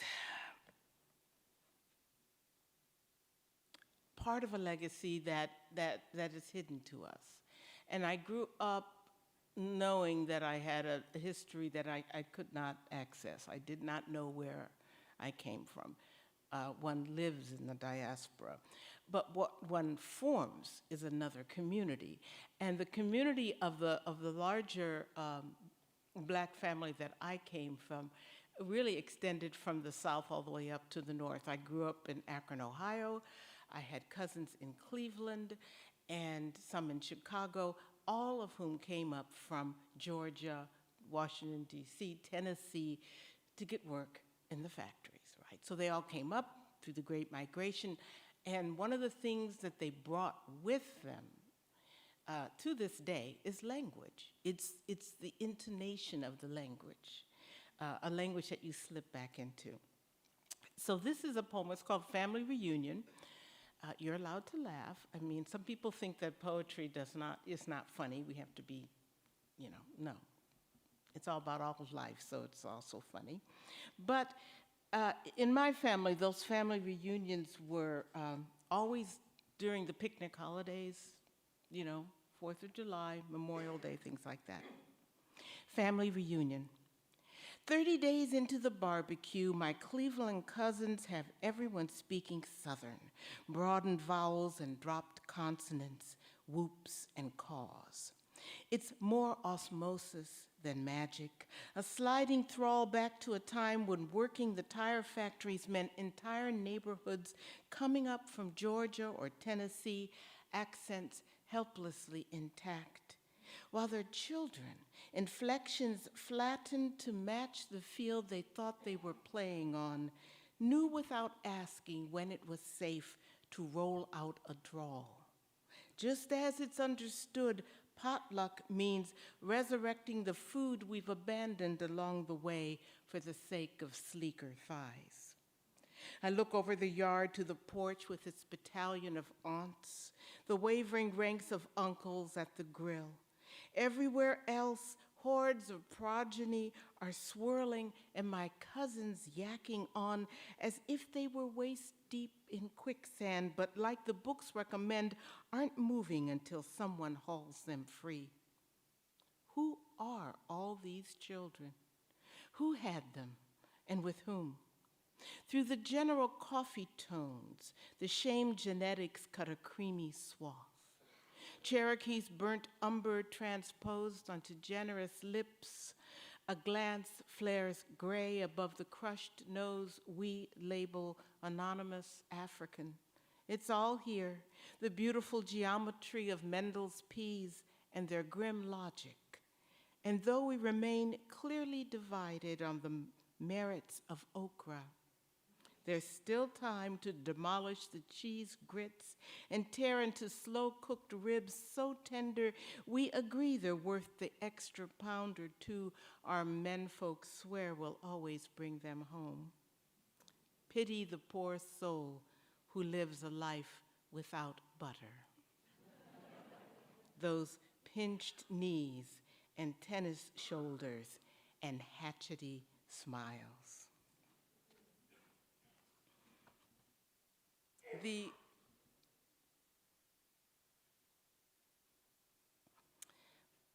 My university is in the news quite often nowadays, and very much now. One of the instances at the moment where it really people got pulled into that spotlight was, of course, the taking down of the statues of Stonewall Jackson and Robert E. Lee. And for a long, long time, before that happened, people just walked by. It was another one of those big silences. Pedestrian crossing, Charlottesville. A gaggle of girls giggle over the bricks leading off Court Square. We break dutifully, but there's at least 20 of these knob-kneed creatures, blonde and curly, still at an age that thinks impudence is cute. Look how they dart and dither, changing flanks as they lurch along, golden gobbets of infuriating foolishness or pure joy, depending on one's disposition. At the moment, mine is sour. This is taking far too long. Don't they have minders? Just behind my shoulder in the city park, the Southern General still stands, stonewalling us all. When I was their age, I judged Goldilocks nothing more than a pint-sized criminal who flounced into others' lives, then assumed their clemency. Unfair, I know, my aggression, to lump them into a gaggle, silly geese, when all they are guilty of is being young. So far. I was not in a good mood that day. When I was named Poet Laureate of the United States, I went into the office. One thing that's really wonderful about the poetry office at the Library of Congress is that it's at the very pinnacle. It's in the top, sort of like Henry Martin's bells. And the money was funded by a wonderful woman, Gertrude Whitall, who came in with a hat box one day and said, I want to establish a poetry office, and she had the money to do it. So it is a completely independent office. And I went in to see the place and to find out what my budget was. Nobody knew. And I looked down onto Congress. It's right across the street from Congress. This was 1993. The statue at the top of Congress was Lady Freedom. She was taken down for cleaning, which I thought ironically kind of wonderful. She could come down again, I think. But at that point, they were bringing her down because they were going to celebrate the 200th anniversary of the laying of the cornerstone of the Capitol. And so I couldn't help but think that she looked homeless down there and out of place and too much there because she was large. And so I did write this next poem. It's called Lady Freedom Among Us. And later that year, when they did lay the cornerstone, I was asked if I would say a few words. And in Washington, that meant, do you have a poem? Luckily, the Poet Laureate of the United States does not have to write poems to cats and, to the Queen's cat or anything like that. You're, in fact, not obligated to write a poem for anyone, but you are to define this office however you want. And it occurred to me that what needed to be done was that poetry needed not to be perceived as being up on a pedestal, but that it is about real life. And when I looked at Lady Freedom and they asked me if I wanted to say a few words, I said, I'm going to bring Lady Freedom up on this dais with me and bring that whole concept of freedom into contemporary life. So this is the poem. I must also say that one thing that was also wonderful was that they did not ask to see it beforehand. I mean, that's an incredible amount of trust. Lady Freedom Among Us. Don't lower your eyes or stare straight ahead to where you think you ought to be going. Don't mutter, oh no, not another one. Get a job, fly a kite, go bury a bone.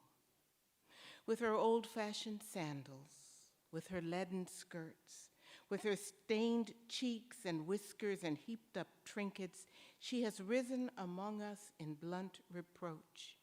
She has fitted her hair under a hand-me-down cap and spruced it up with feathers and stars. Slung over one shoulder, she bears the rainbowed layers of charity and murmurs, all of you, even the least of you. Don't cross to the other side of the street. Don't think another item to fit on a tourist's agenda.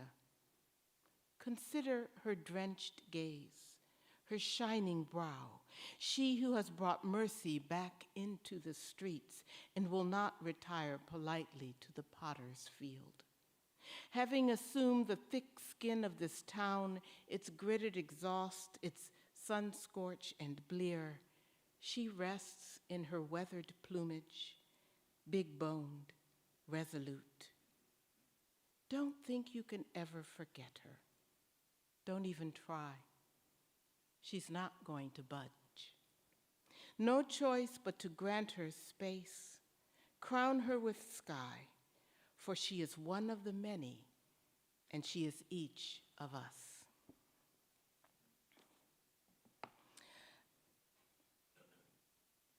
Collaboration. I loved hearing about all the instances of collaboration this weekend, from the virtual reality just now, but also the collaboration with the composer last night and all of the scientists. Because what collaboration does, of course, is make you move outside of your comfort zone and look through a different lens, and also so it stretches your own capabilities. And so I've done quite a few collaborations, most of them with composers, working to work with that, but also with architects. And how do you, if you ever get up to Sacramento, to the courthouse, there are poems inscribed on the back of 12 marble chairs, which represent a jury. And the idea that these words, but also just your imagination, can be sparked anywhere. And I've learned a lot from each one of these collaborations. One of the most recent ones was with a wonderful composer by the name of Richard Daniel Poor, who approached me and said, I want to do a song cycle which talks about the last 60 years of American history, something tiny like that. And the idea is that the witness is another one of these statues, but this is actually the Statue of Liberty. And what would the Statue of Liberty witness and be helpless to do anything about in these years? So each one of these poems, and I'm only going to read, I think I'll only read one, because I know we're running out of time. But I'll read one of them, each one of them. The task was to write a poem that was about the size of the length of a lied, a song, a little bit longer than a sonnet, but not too long. And also, how do you make it into something that won't drown out the music, but also the music won't drown out the words? This poem is 1968. That was a year where I think many of us thought we were on the verge of an apocalypse, assassinations, and all sorts of things that were going on. You're tired, you're poor. Who comforts you now that the wheel has broken? No more princes for the poor, loss whittling you thin. Grief is the constant now, hope the last word spoken. In a dance of two elegies, which circles the drain? A token year with its daisies and carbines is where we begin. Who comforts you now? That the wheel has broken is Mechanics 101. To keep dreaming when the joke's on you? Well, crazier legends have been written. Grief is the constant now. Hope, the last word spoken on a motel balcony, shouted in a hotel kitchen. No kin can make this journey for you. The roots locked in. Who comforts you now that the wheel has broken the bodies of its makers? Beyond the smoke and ashes, what you hear rising is nothing but the wind. Who comforts you? Now that the wheel has broken, grief is the constant, hope the last word spoken. There are lighter ones than that. But in a certain way, for me, I always felt like that even in that depth of despair that we were at that point in 1968, is a real flame of hope, because we thought, a lot of us thought, that what's happening? Everything's broken, and yet we managed to rise out of that. So my hope is that we are going to rise out. I'm going to end with two poems, and then I'd love to entertain any questions. This one, because this is a shout out to my students, because I still learn from them. And one of my students loved to write prose poems. Now, a prose poem sounds like an oxymoron. You know, how can you have a poem that's prose and prose that's poetry? And he loved to write prose poems, and I would tease him unmercifully because I wanted to pull him out of, I wanted him to think about that edge of connection. And it is about the lens that you're looking through. Are you thinking of this as prose, or are you thinking of this as a poem?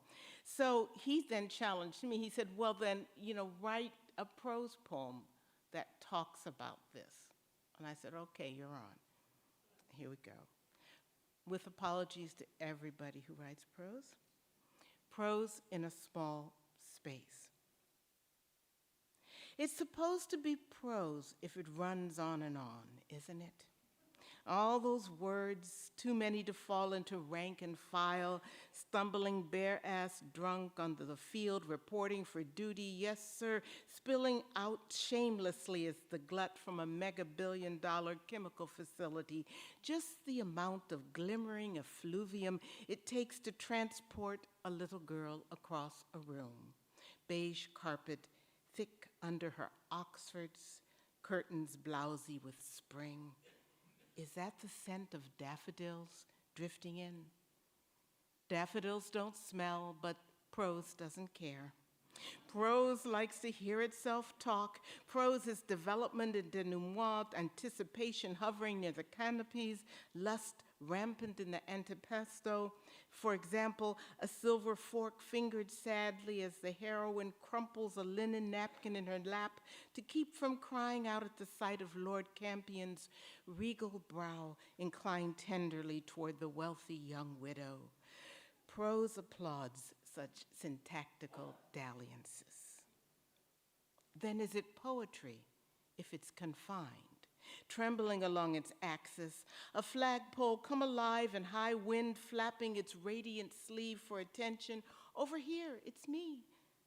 While the white spaces, air, field, early morning silence before the school bell, shape themselves around that one bright seizure. And if that's so, what do we have here? A dream or 3 paragraphs? We have white space too. Is this music?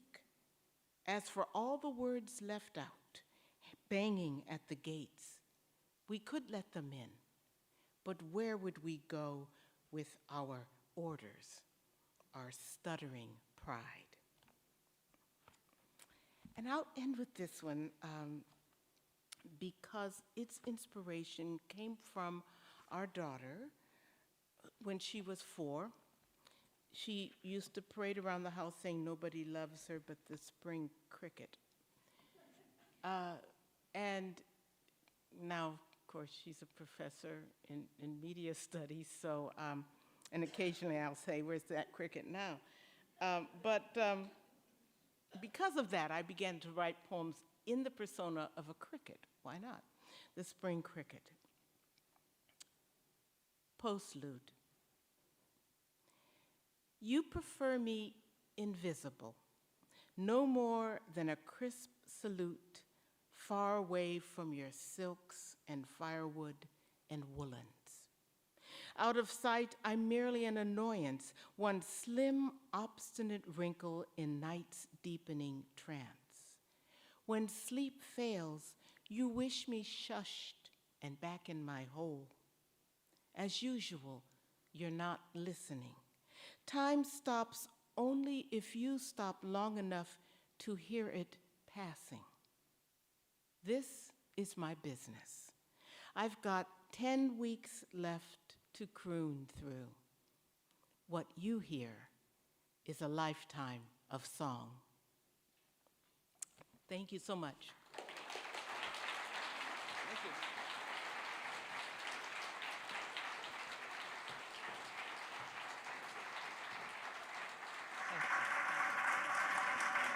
What we have just heard is a lifetime of song, indeed. Thank you.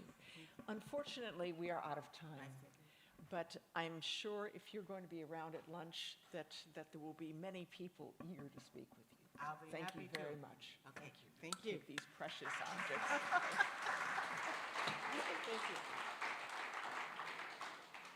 These have been an amazing and exciting set of days that we've had here in La Jolla, and it's been a unique pleasure for the APS to be here in California and to hear such wonderful talks and speakers. I'd like to thank this morning's contributors very much for all the varied beauty.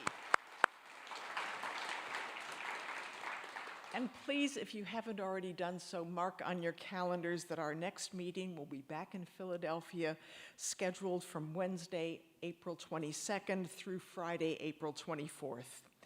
Lunch this afternoon will be served just outside, is that right? On the Flagstone, are we going to be on the Flagstone patio, veranda?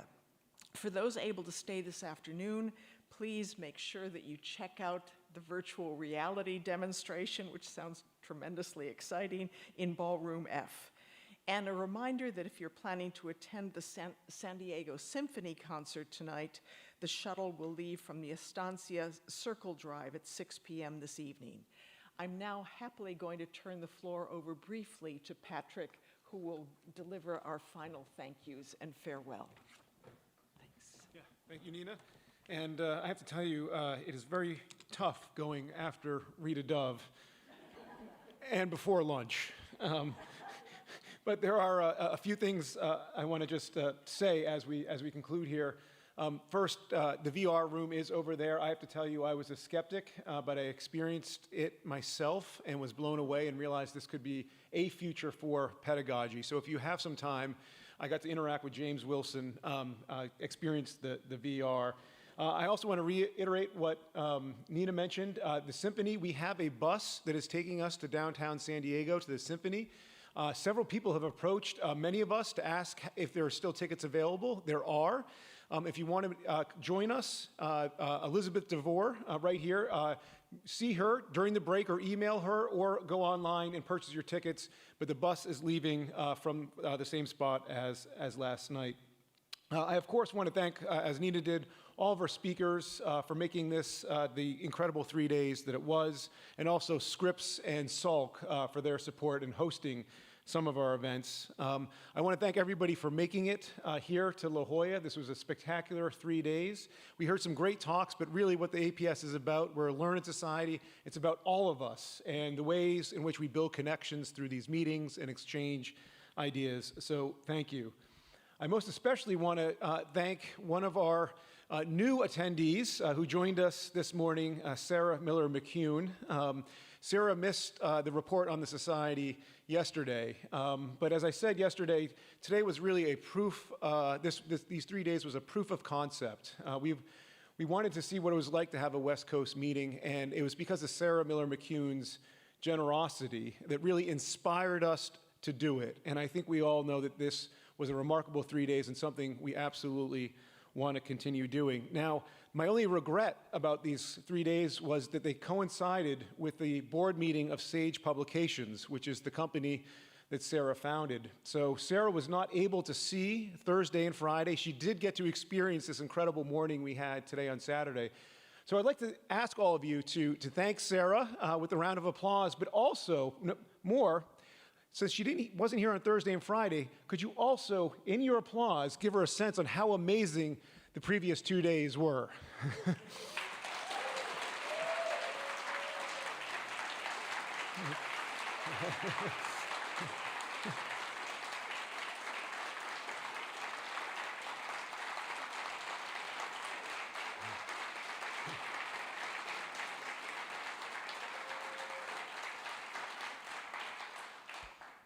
Thank you, Sarah. Sarah allowed us to do this, but it really was the staff who made everything happen. And there were 12 staff that traveled out to La Jolla. They left their homes, they left their families to dedicate themselves to making sure that these 3 days ran as smoothly as they possibly could. And I'd like to just take a moment to thank each one of them individually. Shayla Weiler, who's the assistant to the development program. Allison Cadle, who's the associate editor of APS Press, Kim Gwinta, who's the director of APS Press, Annalisa Zox-Weaver, who's the managing editor of Proceedings, Linda Jacobs and Linda Musumeci. Linda Jacobs, the director of development. Linda Musumeci is the director of grants. Michelle McDonald, who is the director of the library. John Wolf, our CFO, and Brenna Holland, the director of library and museum programming. So if you could all just join me. And also, I want to thank Bob Hauser, who was a staff member. And it was under Bob's leadership that all of this got started. So if we could give everyone, these staff members, a round of applause.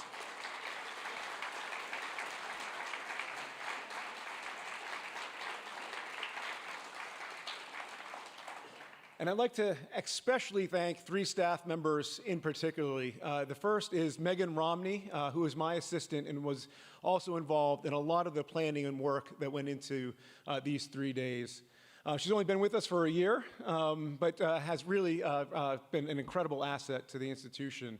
I'd also like to thank Erin Farrell, our membership, who oversees our membership office. She joined us only a year ago and was tasked with organizing now the new member inductions here in La Jolla and has done an incredible job managing the committees as well. And finally, last but not least, Elizabeth DeVore. Elizabeth is our meetings manager. It is an office of one. She oversees our APS meetings, all of the events that we have in Philadelphia. She joined us in March, so her first meeting was in Philadelphia, and her number one task was organizing a meeting across the country for her very first meeting from start to scratch. And I think we can all agree that these 3 days were absolutely remarkable, and we owe a debt of gratitude for Elizabeth and all of the commitment and work that she put into this. So I'd like to thank you all. I ask you all to thank them, and I'd like to ask you to do something really special. If you were at our last meeting in April, our last speaker was Josh Shapiro. And I've been with the APS more or less for 12 years now, and that was the first time in an APS meeting in which I saw a standing ovation happen. So I would like to ask you all, that was an impressive talk, but I think what Elizabeth, Erin, and Megan, and all the other staff have done for us over these 3 days is at least as impressive as Josh Shapiro's talk. So I'd ask you all to give them all a standing ovation.